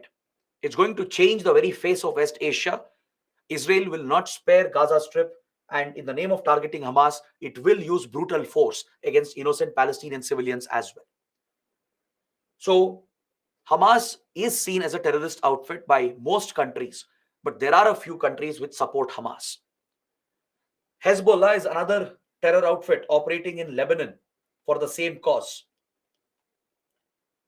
From Lebanon, Hezbollah targets Israel. Even this group is fighting to liberate Palestine. All right. So both Hamas and Hezbollah are supported by few major powers in the region, such as Iran, Syria, and even Turkey and Qatar have very close connections with Hamas and Hezbollah. All right. These are some of the major supporters of Hamas and Hezbollah. So again, let's not go into the details of the attack which happened recently, but one thing is for sure, Hamas has tried this major act of terrorism, one as a retaliation against the atrocities that Israel was also carrying out. In the last few years especially, hundreds of Palestinians have been killed in West Bank and in Gaza Strip, where Israel is accused of using excessive force, where Israel is accused of committing human rights violations. So Hamas sees this as a justified retaliation, but it's not. It's a blatant act of terrorism, killing thousands of civilians, killing children, old age people. Right? That's not a liberation movement. That is outright terrorism. Along with that, maybe Hamas has one more strategy in mind. See, right now, West Asian geopolitics was changing completely. A radical transformation was happening. Many Arab powers were recognizing Israel. Egypt and Jordan, they'd already made peace with Israel. And recently, Abraham Accords were signed, where UAE and Bahrain also gave recognition to Israel and set up ties with Israel. Then Sudan and Morocco from Africa also recognized Israel and recognized the country and set up ties with Israel. And now there was a rumor, a very, very massive rumor, that Saudi Arabia and Israel might establish relations. That would have been a transformative event. US was mediating between Saudi and Israel to work out a deal to end their hostilities forever. You need to look at the IMEC corridor as well in this context. The IMEC corridor that was announced and launched at G20, the India, Middle East, Europe corridor, backed by US. It includes both Saudi Arabia and Israel, right? So this was a clear sign that the geopolitics of West Asia was changing, and US was mediating a deal between Saudi Arabia and Israel to set up ties between them. And recently, China had mediated a settlement between the Sunni powers and Shia powers, leading to normalization of ties between Saudi Arabia and Iran. So essentially, the dynamics of West Asia was changing, where the regional rivalries were being sorted. And this is not good news for Hamas. If regional rivalries are sorted between Shia Sunni powers and the Muslim countries and Israel, then no one will support Hamas anymore. So it's out of desperation that Hamas has carried out this attack, this brutal attack, with a clear intention to disrupt the processes that were taking place in West Asia.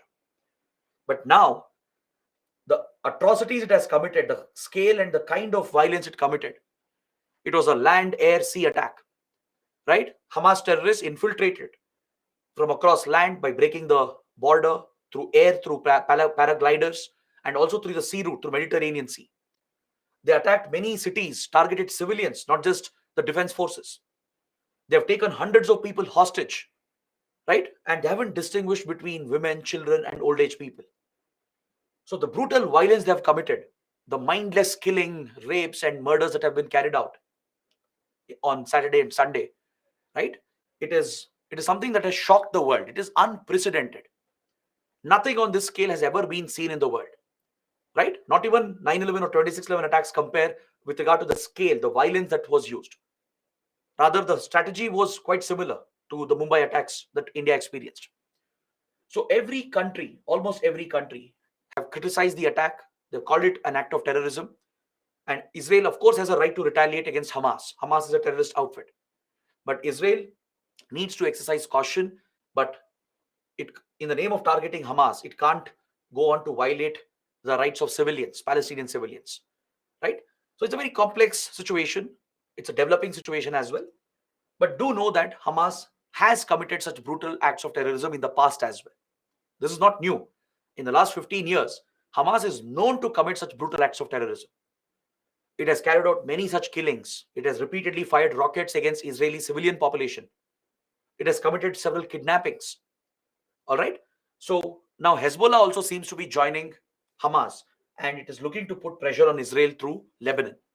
So these are two Palestinian outfits backed by some regional powers like Iran, Qatar, Turkey, and Syria. So these are the major terrorist outfits of the world.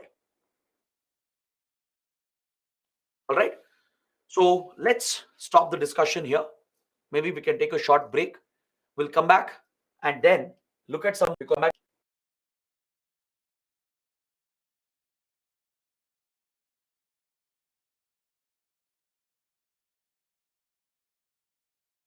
Starting with Northeast insurgency. First question, Femina is asking why the CCIT is not adopted. I think I explained why CCIT has not been adopted. Because enough support has not been given by other UN members. For any UN convention to be adopted, it requires a certain support. Majority support would be needed for the resolution to be adopted. Right? To become a UN convention, most of the members have to support the convention. But as I explained, some countries which have used terrorism as a weapon, they are worried that they'll be held accountable. So they are not supporting the convention pushed by India. Many others are worried that, like Latin American countries, they're worried that the provisions suggested by India are very strict. It could lead to misuse of the law, where authoritarian governments especially could target political dissent in the name of fighting terrorism. Some countries, they want exceptions to be made for groups like Hamas and Hezbollah. So all these countries which don't agree with India's proposal, they have not given support, and that's why CCIT convention has not been adopted.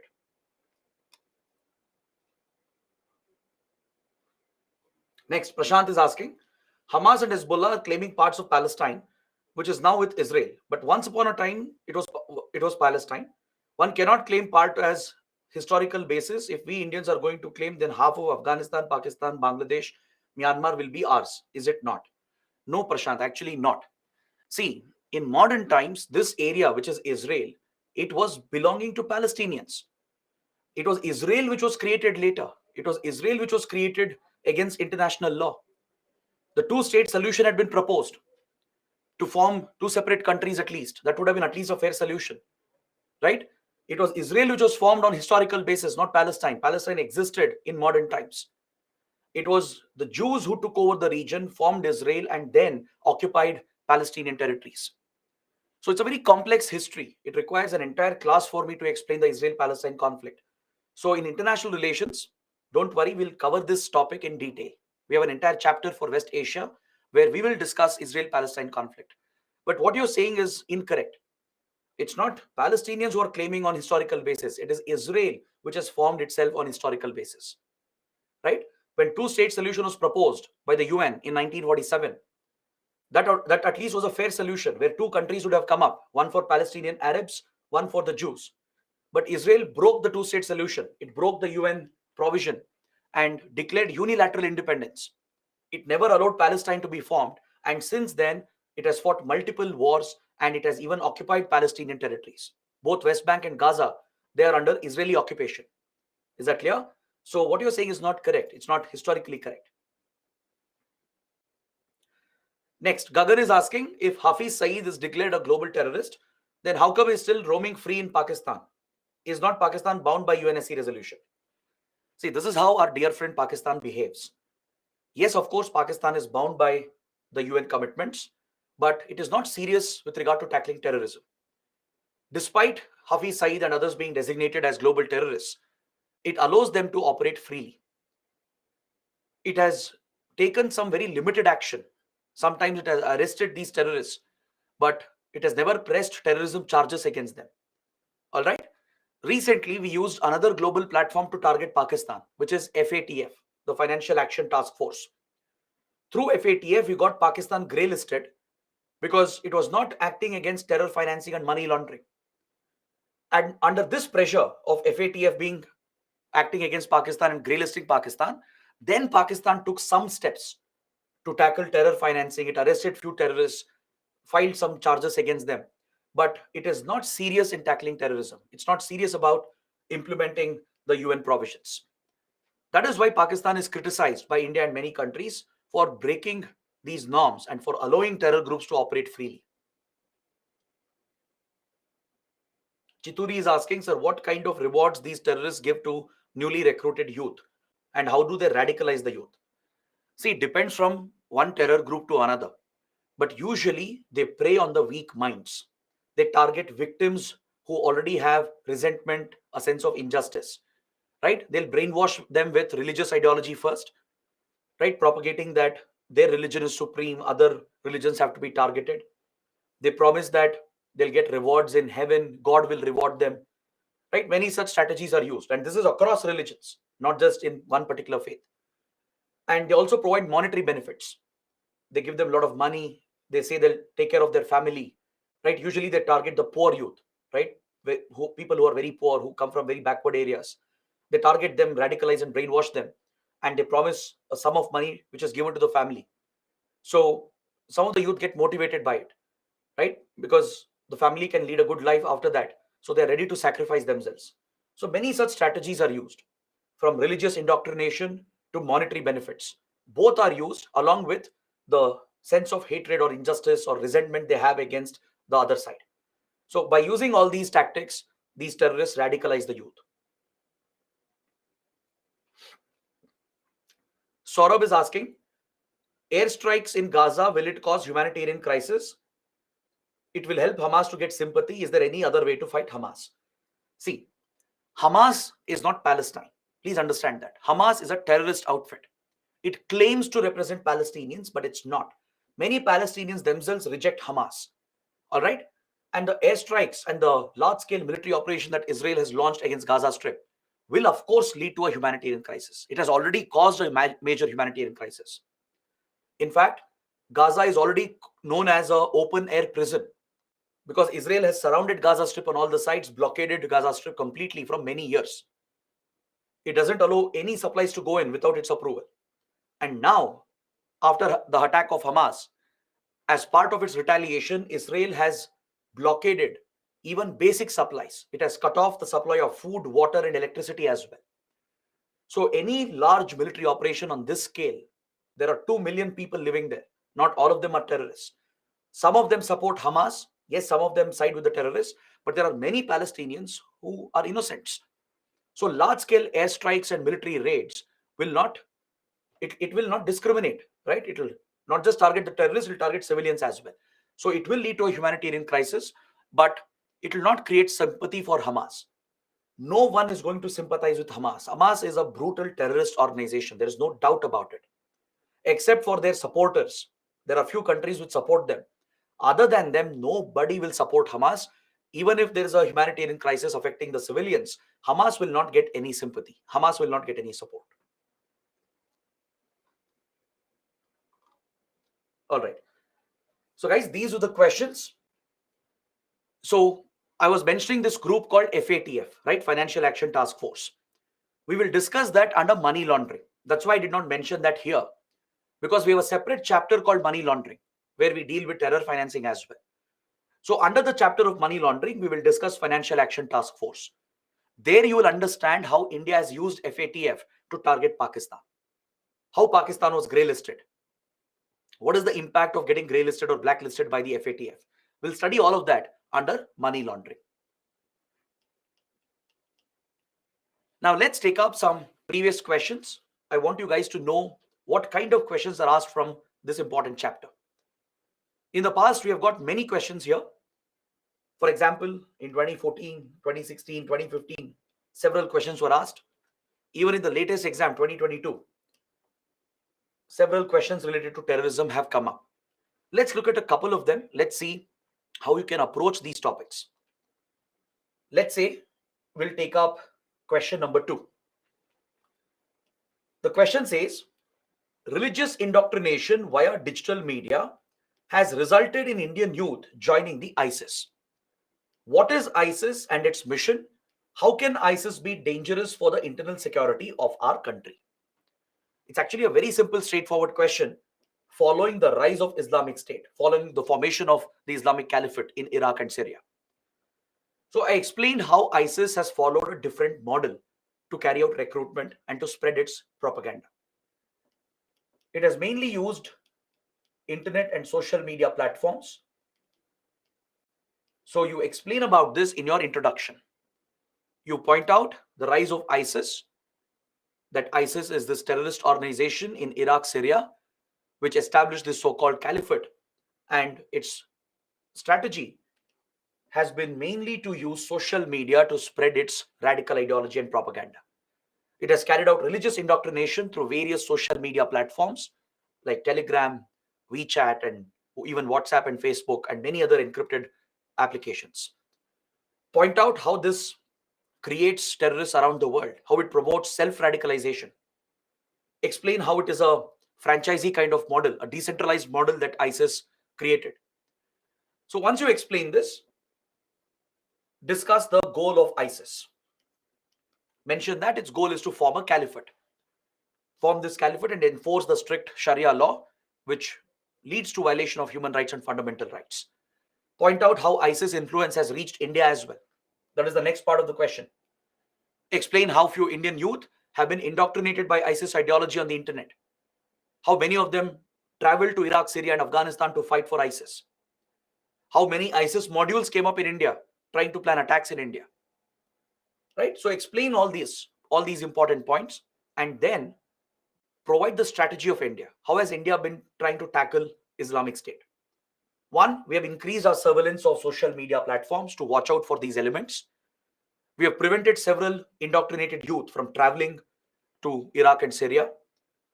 We have collaborated with foreign intelligence agencies. We are sharing intelligence with them to keep a check on ISIS activities.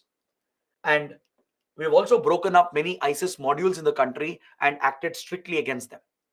We have arrested these ISIS terrorists, pressed terror charges against them. Right? So our intelligence and law enforcement agencies have been proactively working to defeat ISIS.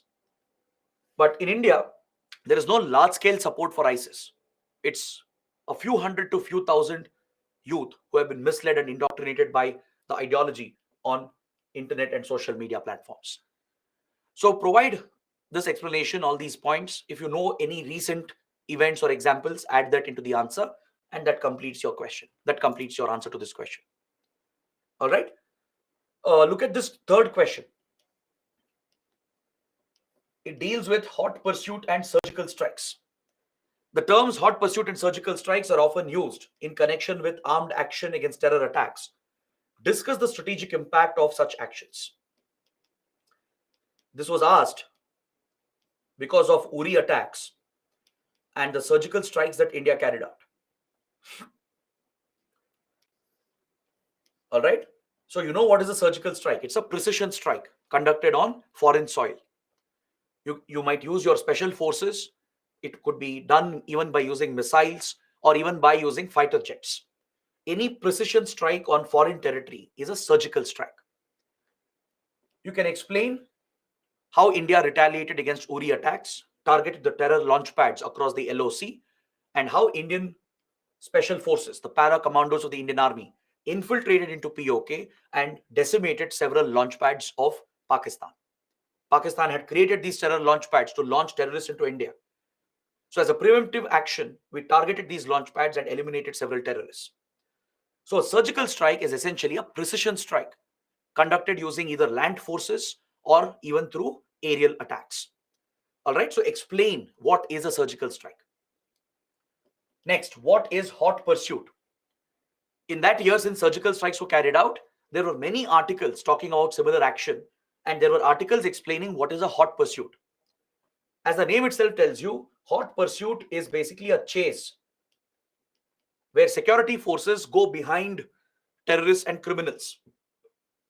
This term hot pursuit is used in the context of the maritime domain. In the seas and the oceans, if our security forces chase behind organized criminals, smugglers and traffickers or terrorists, that is called a hot pursuit. Basically, the forces are chasing the criminals and terrorists to apprehend them or to neutralize them. So when this happens in the seas, in the oceans, it's called a hot pursuit. It is recognized under UN Convention on Law of the Sea. The UN Convention on Law of the Sea gives the right to every country to engage in hot pursuit even in international waters. Not just in territorial waters where we have full jurisdiction, even beyond territorial waters of India, even in international waters, our forces can engage in hot pursuit to hunt terrorists and criminals who threaten our security. So hot pursuit is recognized under international law, but surgical strikes is not. Surgical strikes happen on land, meaning you're crossing your borders, entering a foreign country, conducting an operation on their soil. So that is a breach of their sovereignty. The other country might treat this as an act of war, even if your strike is justified. Is that clear? Even if you're targeting a terror group, even the surgical strike, even though it is justified from our side, the other country whose sovereignty has been breached, they can treat this as an act of war because the breach of sovereignty is not tolerated in international law. Under UN Charter, breach of any country's sovereignty is prohibited. So that is why surgical strikes are usually covert operations. But in this case, India went public with the operation. We openly declared that we carried out a surgical strike, right? So that's why you have to discuss the strategic impact of these actions. You need to discuss whether these actions will help end terrorism. The answer is no. Just few surgical strikes will not help you end terrorism. But definitely it has a short-term impact. It can deliver a higher cost to countries which are sponsoring these terrorists. It can be a very effective option in the short to medium term to deter the sponsoring country, to deter these terrorists from targeting us. So definitely there is an impact. There is a impact which helps in counter-terrorism, but doesn't mean it will end or wipe out terrorism. And there could be international consequences. Hot pursuit is recognized. We can enter international waters. Our Navy, our Coast Guard, or any other security force of India, they can enter the international waters and chase behind terrorists and criminals. This is recognized under UN clause. It has international validity. But surgical strike in a foreign country is illegal actually. Technically speaking, it is illegal. The other country can treat this as an act of war and a breach of their sovereignty, leading to diplomatic problems and international escalation. So you have to explain this. You have to bring out this explanation. Next, look at this question. Question number 4. It's actually related to what we discussed. How terrorism has become a competitive industry. This was a reference to the competition between ISIS and Al-Qaeda. How ISIS, Al-Qaeda were competing for influence and funds, right? So this is what we discussed as well. Then look at this question from 2019. Question number 6. It deals with OGWs, overground workers. Because in that year, India had acted against OGWs in Jammu and Kashmir. An organization known as Jamaat-e-Islami was accused of providing support to terrorists. India banned the organization and acted against it as well. So that's why this question was asked. The banning of Jamaat-e-Islami in J&K brought into focus the role of OGWs in assisting terrorist organizations. Examine the role played by these OGWs in assisting terror organizations in insurgency-affected areas. Discuss measures to neutralize their influence. So what should you do? begin the answer by explaining who are OGWs, overground workers.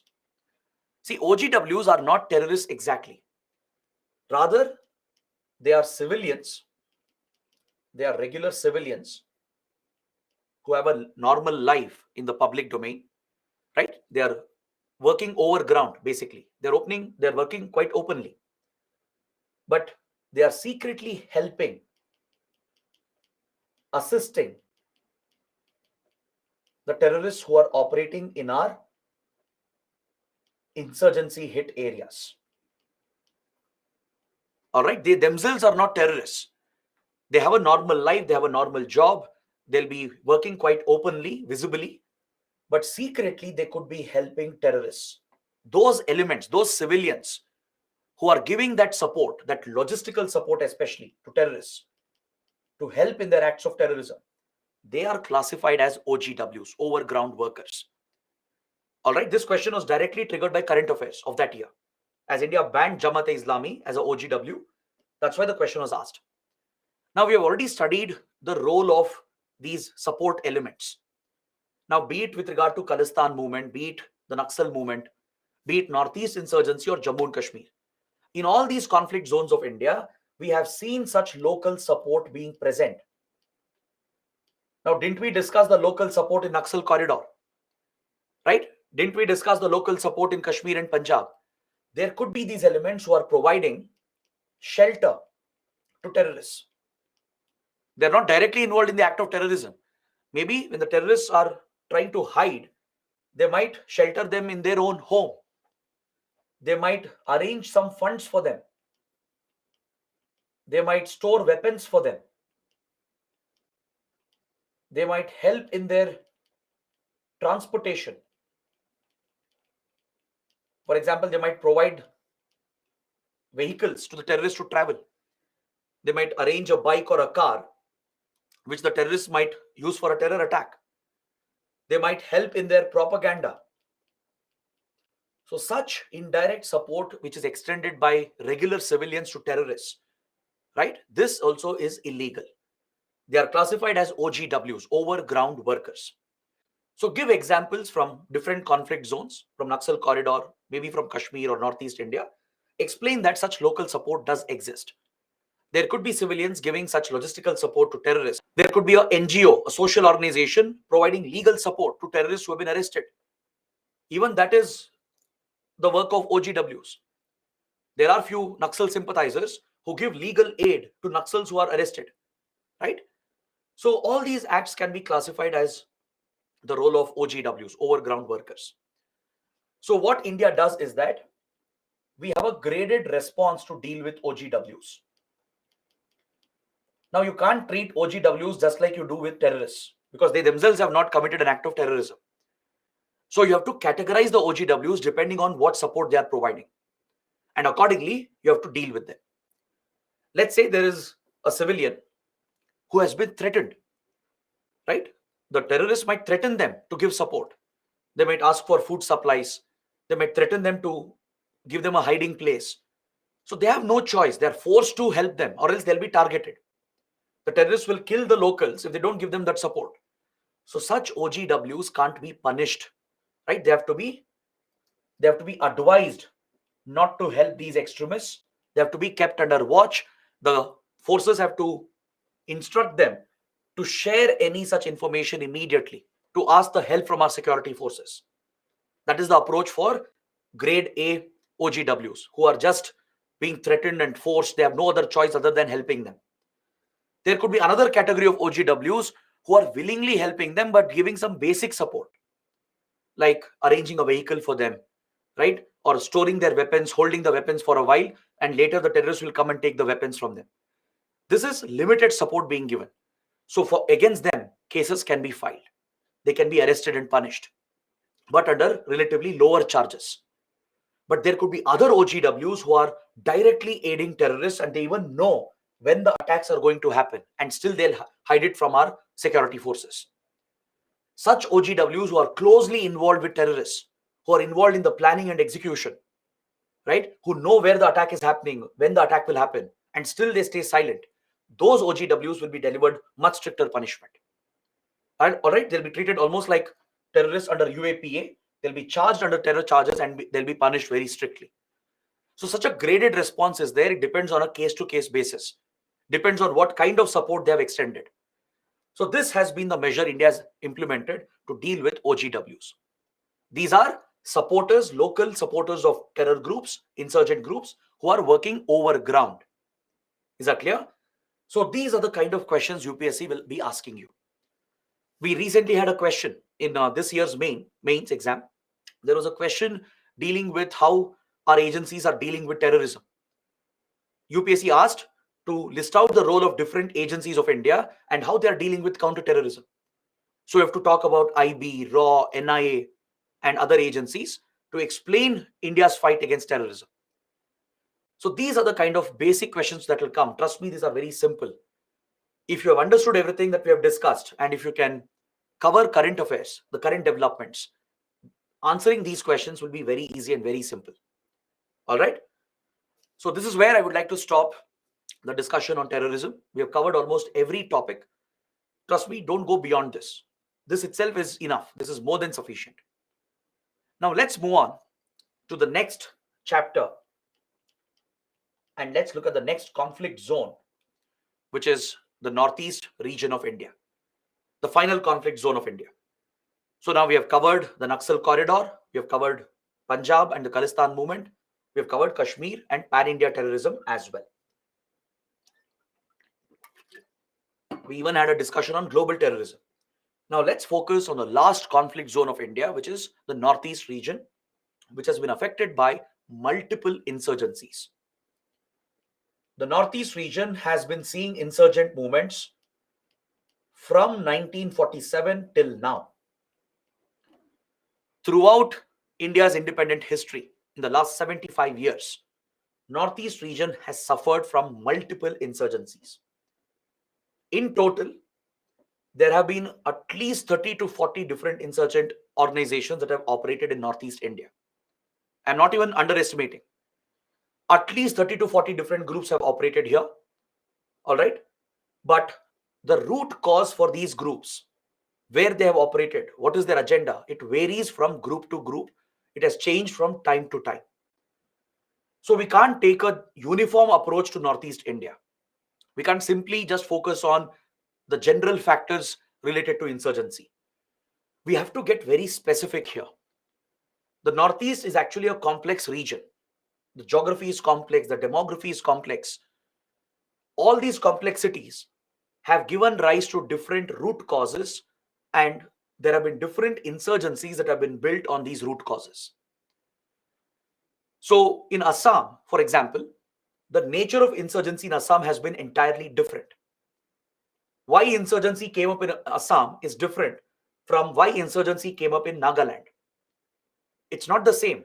So don't assume insurgency across northeast India, they all have the same goals, they all started at the same time. They started at different times, right? Some insurgencies started in 1950s, 1960s. Some started in 1990s.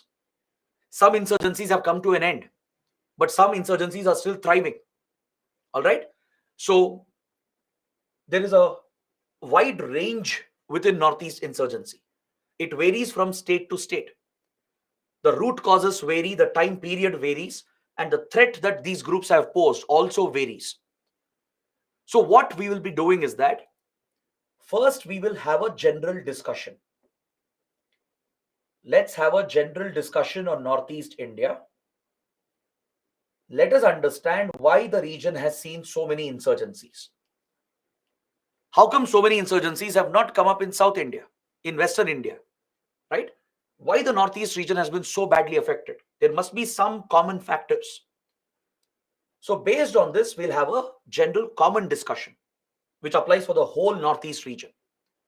All right. So this is what we'll be doing today. Once we complete this discussion, then we will get very specific. We will have a specific discussion on all the major states and talk about the major insurgencies that have been witnessed. See, we need not cover all the insurgent movements. It's not possible. It's impossible from an examination point of view. As I told you, there are 30, 40 different insurgencies. Not all of them are important for the exam. So I have shortlisted some of the most important insurgencies which have posed the biggest threat for India. The insurgencies which have really threatened our sovereignty and integrity, which have led to large-scale violence and terrorism, right? The insurgencies which have lasted for many, many years. So those insurgencies have been chosen for the class, and we will discuss them state by state. We'll start with Nagaland. We'll talk about Assam. We'll discuss Manipur, Mizoram, Tripura. So all these major states and the major insurgencies they have seen will be discussed and covered. So we'll understand their root cause, their specific root cause. We'll understand how it started, how it spread, what was the threat posed, what kind of support they had in Northeast India and in neighboring countries, and how India has tackled the threat, and what is the current status. So all these are very, very important topics for your exam. Because again, in current affairs, there are many developments happening. There are developments related to Naga insurgency and the Naga peace process. There are developments related to Bodo insurgency. You've all seen what has happened in Manipur in the last few months, right? The large-scale ethnic violence is connected to insurgency the state has witnessed. So there are many, many important developments that make the topic important for your exam. Is that clear? So let us start with the general discussion first. It will take maybe 15-20 minutes. I'll list out some points. I want all of you to write it down. By using this map, I'll be listing out some general factors which have played a direct role in enabling so many insurgencies in Northeast India. I want you guys to write it down because there can be a mains question. A 15-mark question can be asked. Explain the common factors, the general factors in Northeast India, which have contributed to so many insurgent movements, to multiple insurgent movements in the Northeast. Or why has Northeast region been so vulnerable to insurgency? Illustrate. So there, you have to carry out a general discussion, explain some common factors here, which has contributed to so many insurgencies. All right. So let's start with this discussion. Let's cover this first. Then depending on the time we are left with, we will start with state-wise discussion. Now, if you look at the map of Northeast India, I can tell you that the geography and the demography of the region is very complex, and this has directly contributed to multiple insurgencies. The geography of the place, the demography of the place, and even the history and culture of the place, they've all played a role in directly enabling insurgent movements. All right. For example, the first point, I'm sure many of you know that Northeast region is home to multiple ethnic groups. The Northeast region is a multi-ethnic society. There are many native indigenous communities. There are many native indigenous communities, and many of them are tribal communities. Is that clear? So this is a feature of human geography, the demography of Northeast India. From Assam to Mizoram, Arunachal Pradesh to Meghalaya, across these states, right? If you look at the society of the region, it's a multi-ethnic, diverse society. The region is inhabited by several native indigenous communities and tribes, and they have inhabited this region from centuries. Even before India was born, even before the concept of India came up as a nation state, much, much before that, these indigenous communities have made this their homeland. All right. And if you know something about tribes and indigenous communities, you will know that they are very closely attached to their forests, to their land, to their culture, and they are very, very protective about their resources.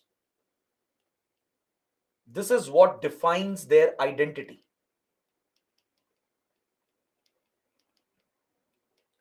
In fact, we had this same discussion with regard to Naxalism as well. When we spoke about the tribal community in central and eastern parts of India, in Odisha, Chhattisgarh, Jharkhand, in Telangana, right? When we understood why tribal communities supported Naxals, we spoke about the same issues.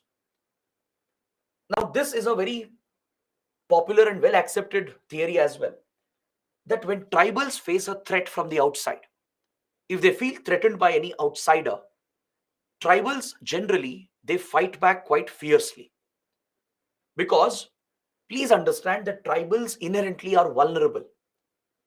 Ethnic groups, indigenous communities, they're very small communities, their numbers are very small. They'll have their own unique faith, unique culture, unique customs. They even speak unique languages.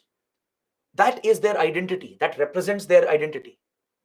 If there is any outside interference or influence, or if outside powers are trying to control them, if outsiders are trying to snatch their land, their resources, if they're trying to push them away from their forests, tribal and native communities will rebel. Tribes are usually well versed with martial skills.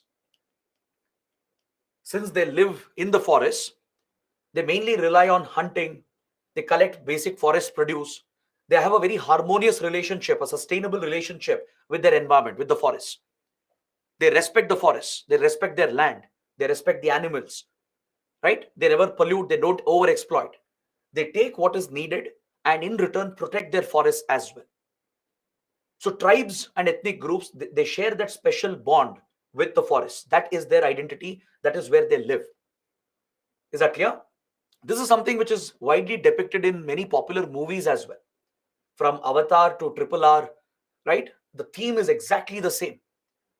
If ethnic groups, native indigenous communities face any kind of outside threat to their land, to their resources, their culture, their identity, they will retaliate.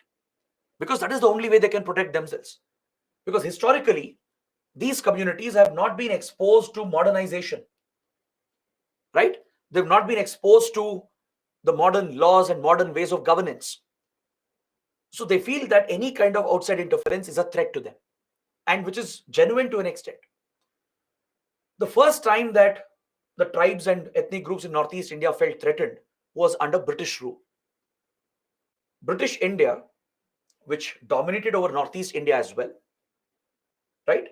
It did lead to the violation of rights, the violation of the cultural identity of the tribal ethnic communities here. But the British were very smart. They realized that they can never occupy these areas entirely for themselves. They realized that they can't, you know, humiliate these communities or target their identity. So what the British did was, instead of occupying these areas entirely, they mainly focused on the resources. They struck deals with various princely states and tribal leaders and ethnic groups. They gave them their autonomy, gave them their independence. They never forcefully brought the areas under British India entirely. They gave them administrative autonomy, gave them independence with regard to governance and administration, but gained access to resources. That's what the British wanted. They didn't care about the people. They didn't care about the land. They wanted the forest resources. They wanted the rich resources of Northeast India to drive Britain's growth. Right? They were purely driven by their economic interests, their colonial interests. So the British, their interference, their laws, their policies, not only led to economic exploitation of the region and the people here, it harmed their culture, it harmed their identity to an extent. So many of these communities, they were waiting to break away from this British control, and they wanted to reassert their identity. They wanted to gain control over their community, their land and resources, and they always had a desire to be independent nations. Many tribes and ethnic groups here, they never wanted to be a part of India. As India's freedom struggle was accelerating, right, when India's independence was about to become an eventual reality, several ethnic groups from here, they raised demands for their independence. They made it clear that culturally they are different. Historically, culturally, many of the regions here, they have no connection with the rest of India. Culturally, they are distinct, right? And they have their own rights, their own resources, their own issues, which needs protection. They didn't expect India to understand them. So they started demanding independence even during colonial times. Many communities had openly raised the demand that they should not be included in India when India is given independence. They had got some promises as well from the British that they'll be given independence. So eventually in 1947, when India was born, right, Indian leaders would never accept the breakaway of any territories. That was not possible for us because then a strong Indian Union could not have been formed. If independence was granted to some tribes and ethnic groups here and some princely states, similar demands would have been made by every other kingdom, by every other community. Such demands existed as well from South India to North India, right? If these demands were being met, then there would be no India. The concept of India would have never been realized, right? India would have never been a strong nation state, a strong union. So either by force or by negotiations, India decided to keep all these territories together to build a strong union. So this led to the merger of all these territories into the Indian Union, which was interpreted by the natives as a forceful merger. Some of the ethnic groups and tribal communities, they saw the merger with India as a betrayal by the British. All right? They saw this as a forceful merger and they resisted it. They made it very clear that they wanted independence. This became one of the root causes in some states and with some ethnic communities for the rise for insurgent movements, the rise for separatist movements. All right, this is one of the causes, not for all the groups, but some of the groups. Some of the groups felt they were forcefully merged with India against their will. They felt that India was annexing, occupying their territories. So they resisted the merger and it became one of the causes for resentment, which eventually gave rise to separatist movements. Is that clear? So these 2 points are very, very important. Next.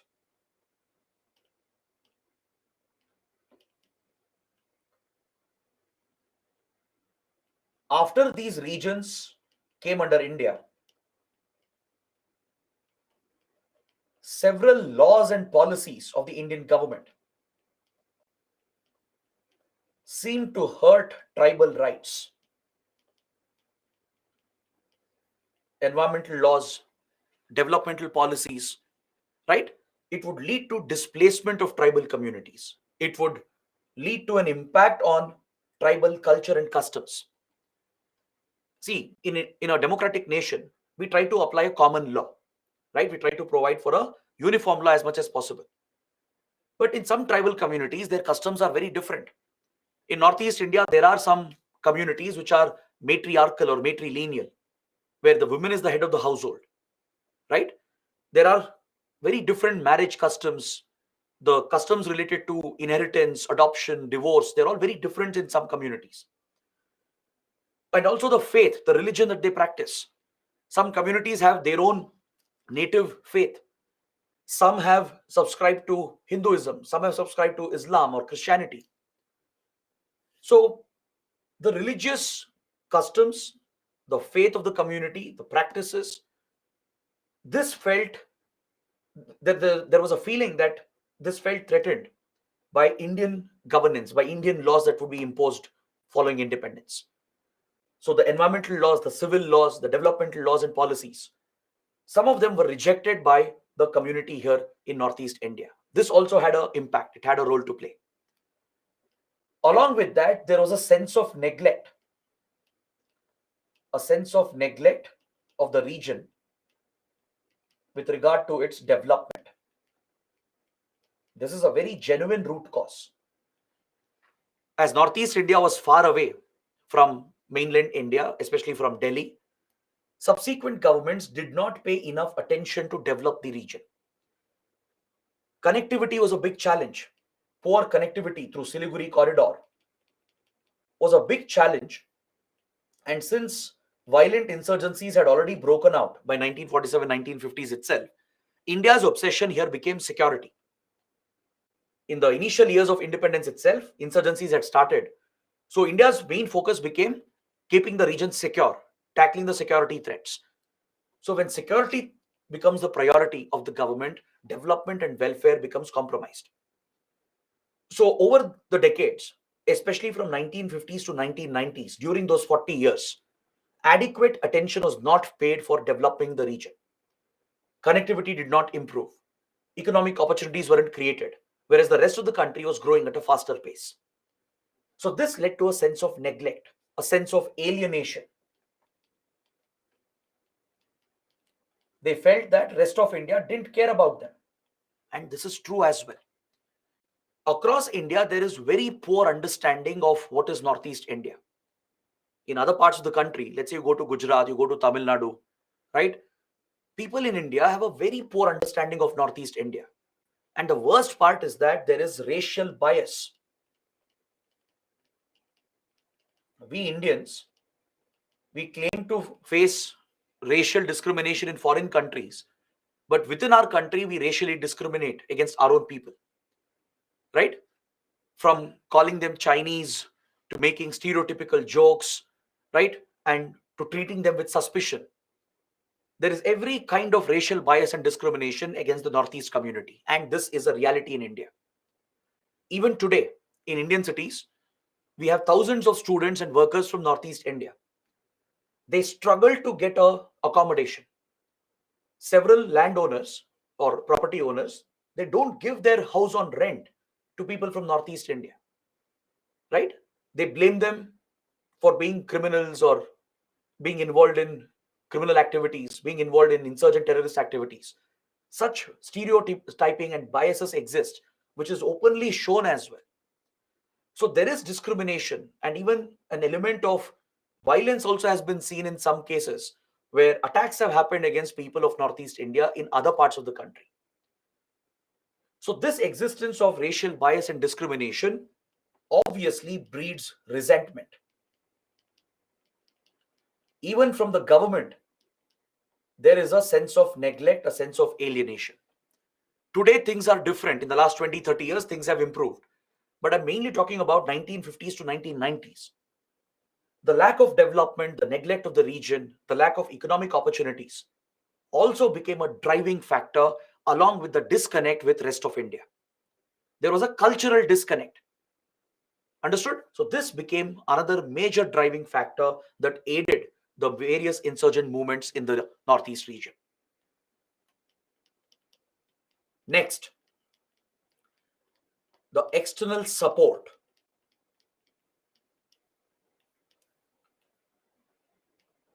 Many insurgent groups, they've easily got support from hostile countries. They have found a safe haven to hide, to operate freely from here, and then infiltrate into India, to cross the border, come across into India, then carry out attacks and go back and hide in the sanctuaries present in the neighboring countries. Bangladesh and East Pakistan. In East Pakistan, when it was under Pakistani rule, for some insurgents from Northeast India were sheltered and supported by the Pakistani state as part of its covert war against India. Even in Bangladesh, there were few hostile governments. There was a military rule and the government of BNP, the Bangladesh Nationalist Party, which were pro-Pakistan and anti-India. These hostile Bangladeshi governments as well, especially from 1970s to 1990s, they openly sheltered multiple Northeast insurgent groups and gave them a safe haven in the country. They allowed them to set up their camps. They allowed them to cross over the border. And they even enabled them to procure drugs, arms, and funds through which they could launch the war against India.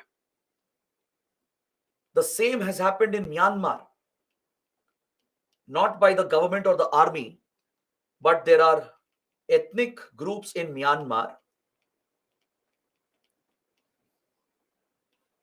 which are connected to ethnic groups in Northeast India. there exists a familial connection, a direct cultural familial bond exists between some of the ethnic groups which are in India and which are in Myanmar. For example, Nagas. Nagas can be found in India as well, in Myanmar as well. The Kukis of Manipur, they are connected to the Chin and the Zo or Zomi community in Myanmar. The Mizos of Mizoram are connected to the Chin community in Myanmar. And across the border, they have got support from these native ethnic groups when they started their insurgencies. Understood? Even in Myanmar, some of these ethnic groups are carrying out insurgency against Myanmar's army, against the Janta rule. The Chin community, for example, the Chins have been leading their own insurgent war against Myanmar's military rule. So these communities are connected to each other and they have supported each other. Is that clear? And along with that, our hostile neighbors like China, they have used Myanmar to support these groups and wage a covert proxy war against India.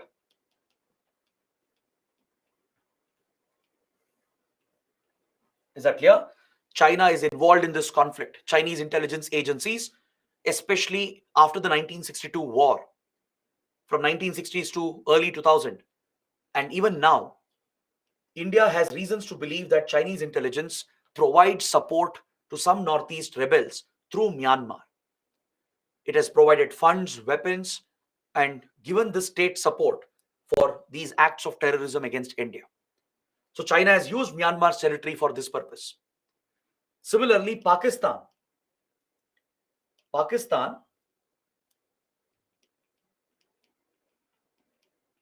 has created a support base in Bangladesh.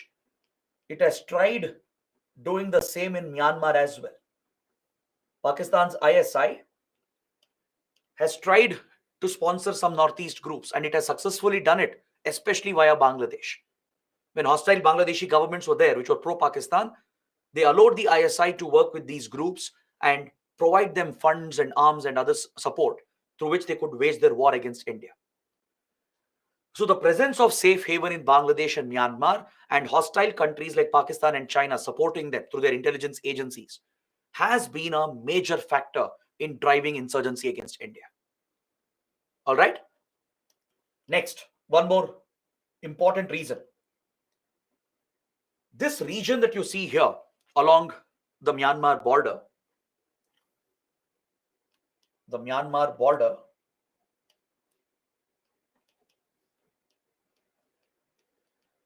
this is a very delicate border. The length of the border is around 1,640 kilometers, approximately around that. And this border is highly porous because the terrain is very complex here. It's a very complicated terrain. If you look at the border areas in Arunachal Pradesh, Nagaland, Manipur, and Mizoram, you have hilly mountains, dense forests, very remote areas which are not even connected with the rest of the country. So the terrain here is very complex, connectivity is challenging. So it becomes easier for the insurgents to cross over the border. Right? They can easily infiltrate across into Myanmar because of the complicated geography. It's not easy to secure this border.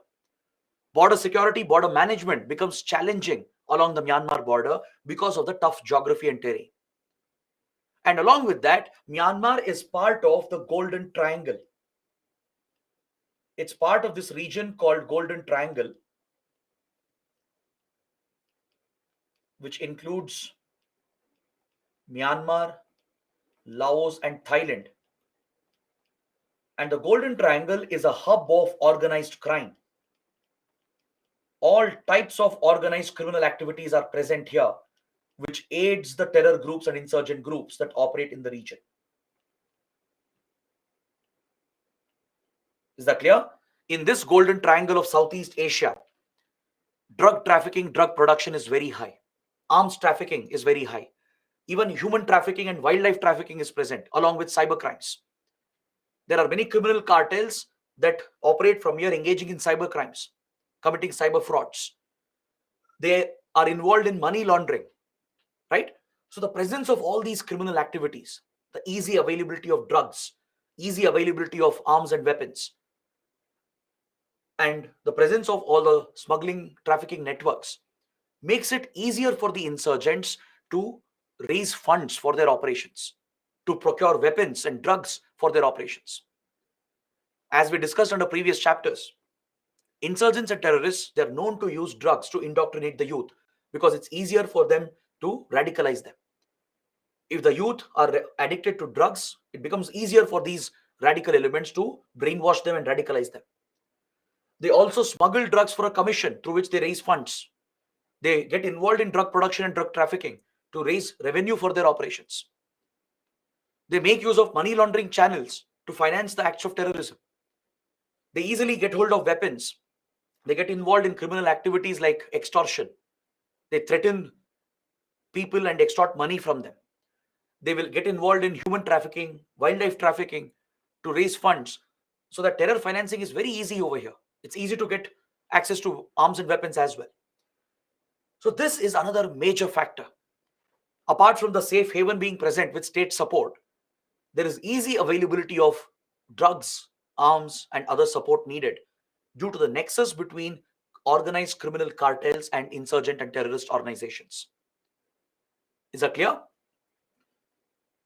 Then if you look at the border with Bangladesh, this is the longest land boundary of India, around 4,096 kilometers in length. This is our longest land boundary. And even this is a complex border. It's a highly porous border due to the difficult geography. There are mountainous forested areas. Multiple rivers are cutting across India-Bangladesh border. There are some densely populated areas right near the border. So border security becomes a very big challenge even with the Bangladeshi border. From Bangladesh, we have received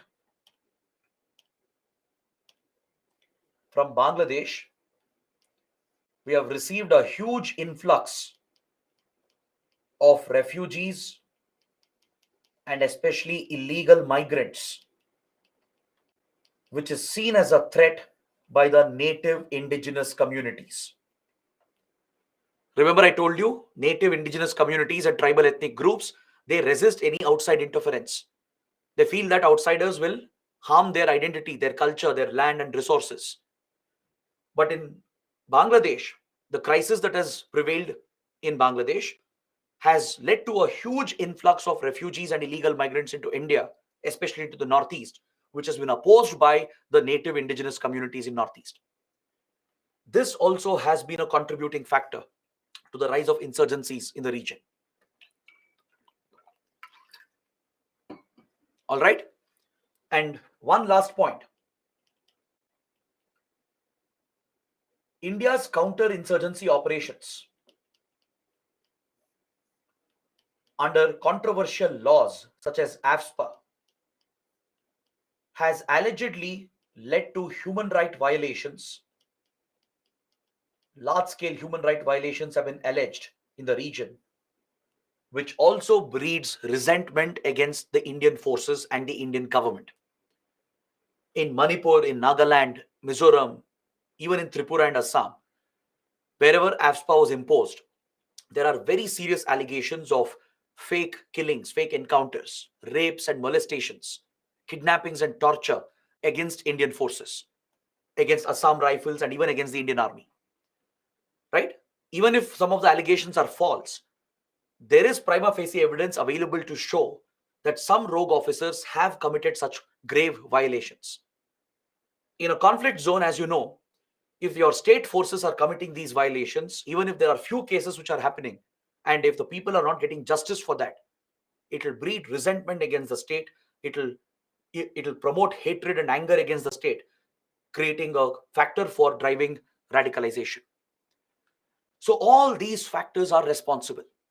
These are some common factors that I can suggest which have contributed to so many insurgencies in Northeast India.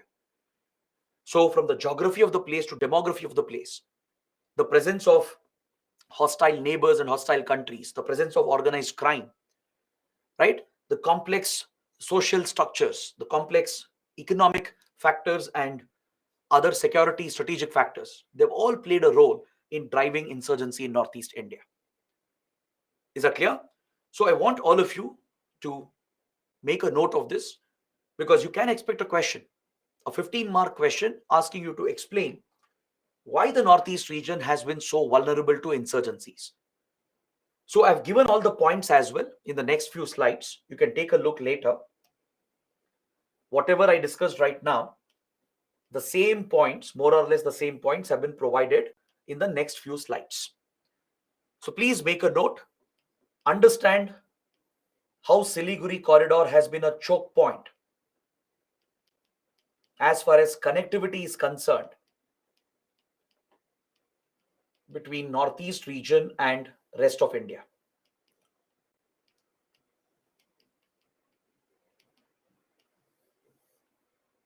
Correct? Connectivity has been hampered because of Siliguri corridor being a choke point. To those who don't know, where is Siliguri corridor? This small land corridor of India over here, right over here, between Nepal and Bangladesh. It's a very narrow corridor. At the lowest point, at the narrowest point, it's hardly 22 to 30 kilometers in width. It goes up to around 60 kilometers in width. Such a narrow piece of land is the only link between Northeast India and rest of India. So from here, connectivity is a challenge. Beyond Siliguri, you enter Darjeeling and the Brahmaputra Valley region. So the geography is very complex. You have hilly mountainous areas, river valleys, dense forests. So creating infrastructure from here and building access is very difficult and challenging. So today we are trying alternate routes. Today we are working with Bangladesh and even Myanmar to create alternate routes to connect with Northeast India, to bring development and better connectivity. But back in those days, connectivity was hampered because of the choke point being present at Siliguri, and also the neglect from the government, the lack of development in the region directly played a role in driving extremism. Again, you can see the linkages between lack of development and rise in extremism, which was our very first chapter, right? So whatever we discussed, all those points are over here. Please take a look and go through them and use the map, the points I've written, so that you can prepare for this possible question. All these points, they're all the same. Whatever we covered, they've all been listed in those slides. Now, what is the order in which insurgencies broke out in Northeast India? What's the chronological order? These insurgencies, they did not start at the same time. In different states, they started at different times. Even within states, there were multiple insurgencies which started at different points in time. The first insurgency in the Northeast is the Naga insurgency. Could be a prelims question as well. The first insurgency in independent India, not just in Northeast India, is the Naga insurgency. It started in 1947 itself. Even before India became independent, right before India's independence, Nagas had already declared their insurgent war against the Indian state. All right. Back then, there was no Nagaland. It was part of Assam itself, because Assam was a very large state. Is that clear? It included Meghalaya, it included Mizoram, it included Nagaland as well. It was a very big state back then. The Naga insurgency was the first insurgency to break out right before our independence, and it continues to thrive even today. In 2023, 75 years later, Naga insurgency is still active. So this will be our focus, the first chapter that we are going to study under Northeast insurgency. Then, in 1960s, insurgencies broke out in Mizoram and Manipur. We are going to study this in detail as well. Today, Mizoram has become peaceful largely. The Mizo insurgency has come to an end. But there are some threats in Mizoram, security threats. Manipur, as you know, had witnessed a violent insurgency back in 60s, going all the way till 1990s. But in the last 20-25 years, things had stabilized. But the last few months have been disastrous for Manipur. Many unfortunate events have happened because of armed militant groups on both the sides, the Meiteis, the Kukis, and also the failure of the government, the state and the central governments, has directly contributed to large-scale ethnic violence, which is directly connected with insurgency in Manipur. So this is something we'll be studying in detail. And then 1970s, Assam and Tripura, they both witnessed multiple insurgent movements thriving from 70s onwards. Is that clear? So these are the major topics we are going to cover. Now you might ask, what about Meghalaya? We will not cover Meghalaya as the topic is not very important for the exam, from the examination point of view. Meghalaya has seen insurgencies in the Garo, Kasi, Jaintia Hill region, and even some other ethnic groups in Meghalaya also have taken up insurgency, but more or less they have all been tackled today. They're not a major threat as such. Also, insurgency in Meghalaya has not lasted for a very long time. It has never posed such a big threat to India compared to the others. So from an examination point of view, trust me, it's not a very important topic. So we can skip this. You don't have to worry about it. Arunachal Pradesh. Arunachal Pradesh has no insurgency of its own. There is no native local insurgency in Arunachal Pradesh because the factors needed for an insurgency have never come up. But however, other insurgents from other states, they have used Arunachal Pradesh to hide, to operate. Like Naga insurgents, Mizo insurgents, the Assamese and Tripuri insurgents. They have used Arunachal Pradesh for transit, for a safe haven, for crossing into Myanmar and China, right? To get support from across the border. Arunachal Pradesh has been used by other insurgents. But Arunachal Pradesh itself has no local insurgency of its own.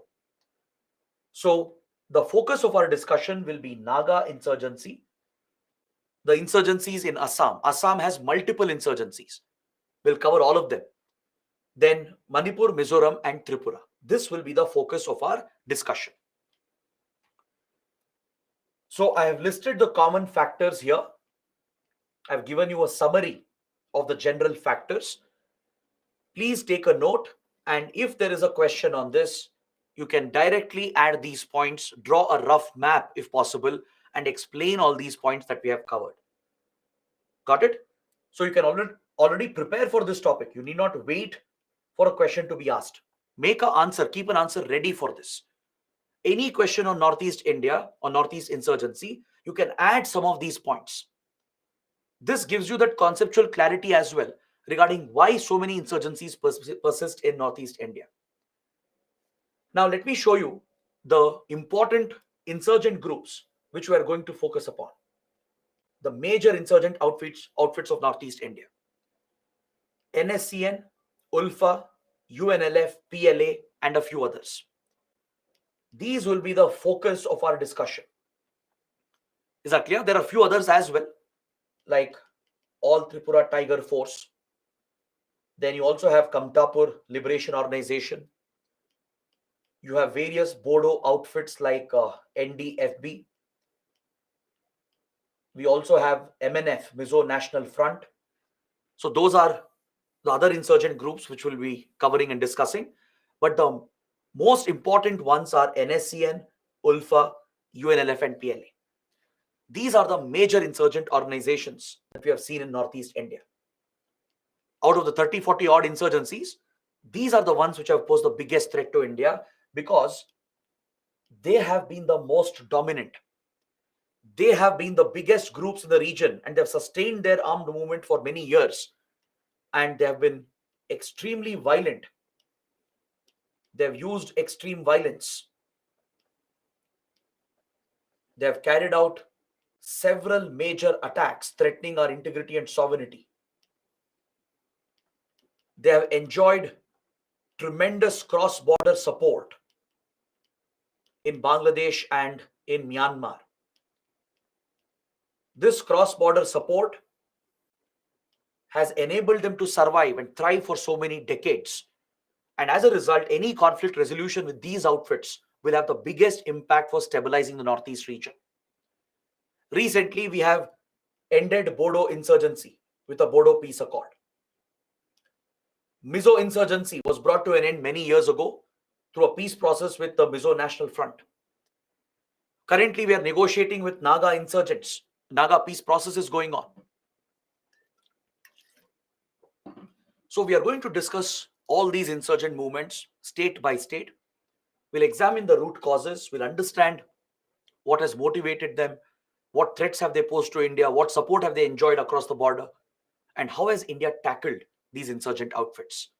Right? All these points are very important along with the current status in Northeast India. So I think we can stop the discussion here. I can look at some questions and doubts, and we can meet in the next class where we will take up the state-wise discussion. We will be starting with Nagaland. We'll talk about Naga insurgency. Then we'll focus on Assam and various insurgent movements here in Assam. And then the smaller states, Manipur, Mizoram, and Tripura. So this will complete our discussion. So hopefully we can take it up tomorrow. We can try to cover this chapter as well. Now, if you have any questions, any doubts, let me know. I'm here for a few more minutes. I'll try to answer all the questions, as many as possible.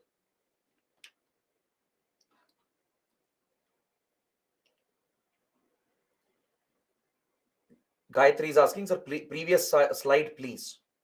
Okay. Here's the previous slide if you're writing down. And then again, don't worry, you'll get the annotated PPT as well. You can jot down the points later also.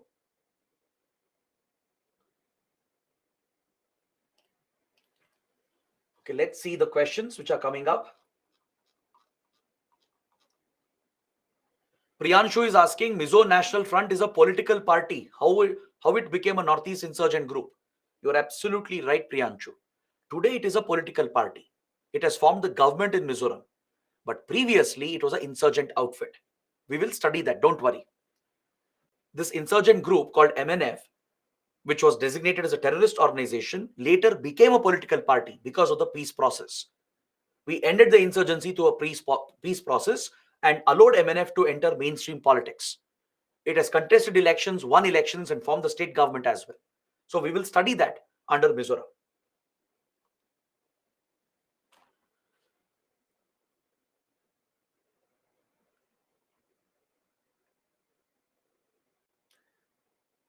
Chituri is asking, why can't India build a border wall along Myanmar border like China's wall? See, building a wall along the border or fencing it is not an easy task, right? It will take very big investments, and also the geography, which is very complex, will not help you in any such construction, right? We have created a fence along the Pakistan border. India-Pakistan border is largely fenced. Even with Bangladesh, some parts of the Bangladeshi border is also fenced, but you can't do it everywhere. 1,640 kilometers, right? That's the border length with Myanmar. So you can't just go on building border walls and fences everywhere. And also creating such barriers will harm your relations as well. It will undermine your economic and cultural and people-to-people relations with the neighboring country.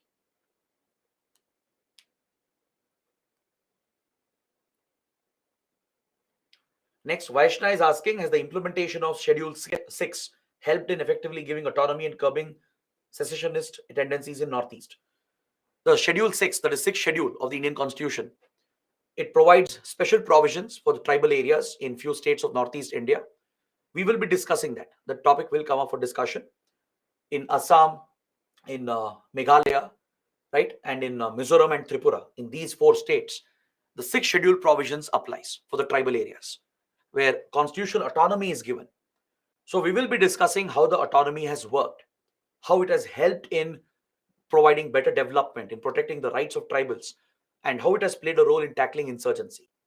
We'll also discuss some of the challenges in implementation of 6th schedule provisions. All right. While discussing Naxalism, we mentioned 5th schedule. Similarly, here we'll talk about the 6th schedule.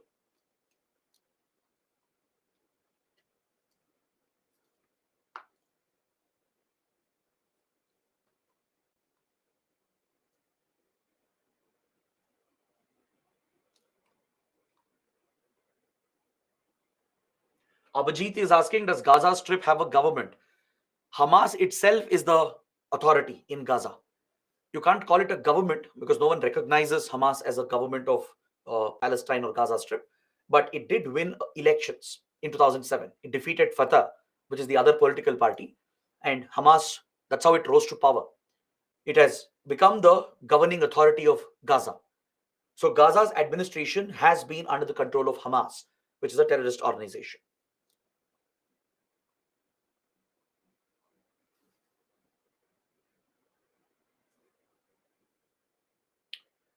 Atmakuri is asking, sir, you have told to explain Mumbai attacks. Please explain. See, the details of the attack is not needed for the exam. Like how the attack happened, like what were the events. That is not going to be asked in exam. Don't waste your time on that. Just understanding the impact, what changes happened in India after that, right? What were the failures on our side? That is more important from an examination point of view. You don't have to know the sequence of events of every terror attack, not necessary for the exam.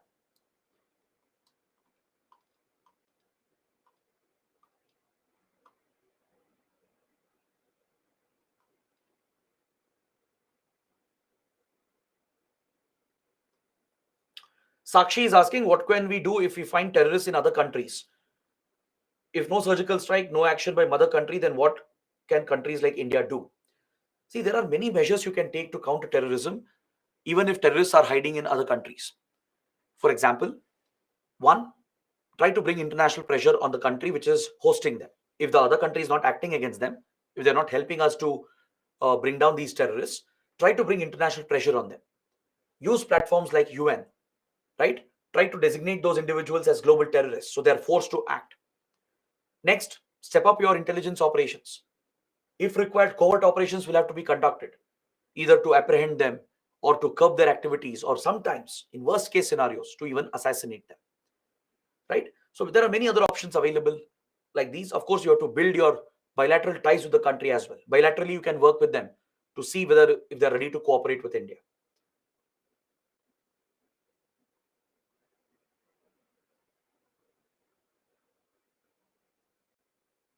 Of India, such as engineers, doctors, have been diverted by some terror organizations.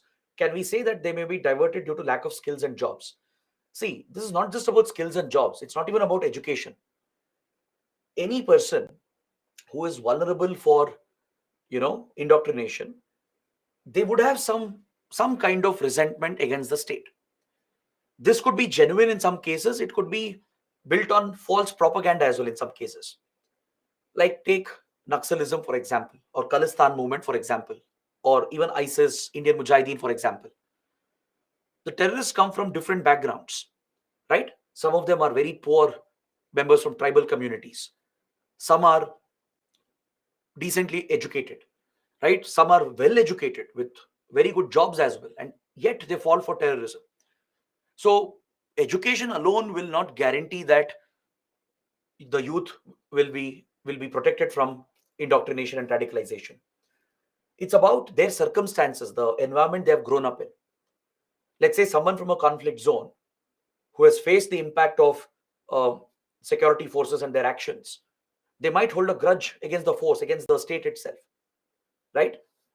Or someone who has suffered directly because of communal riots, lack of development, they might be holding some resentment against the state, which could be genuine.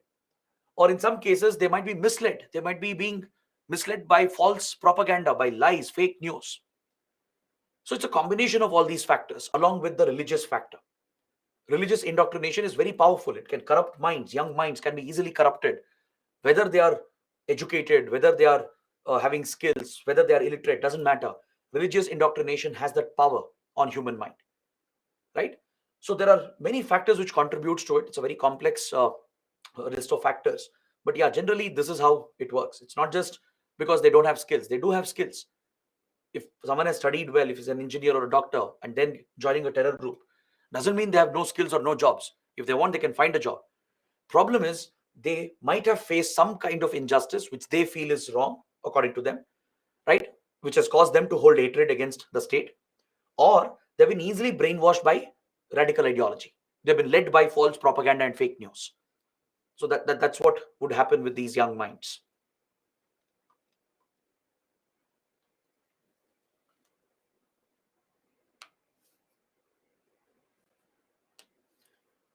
class will end at 9. No, we'll end the class right now at 8:30 itself.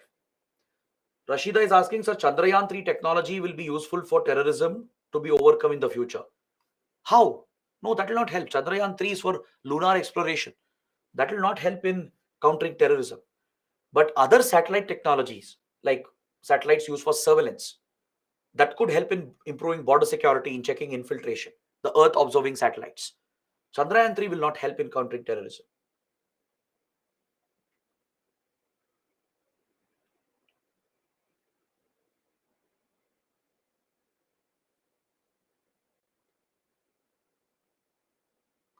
All right. So, guys, these are some of the questions. I've tried picking as many as possible. So, let's close the session for today. We'll meet again tomorrow and we'll try to finish the chapter on Northeast insurgency. All right. So, I hope it was another good session. Do let me know how it went. I hope you guys liked it. So, let's see you tomorrow again. Till then, take care. Have a good night.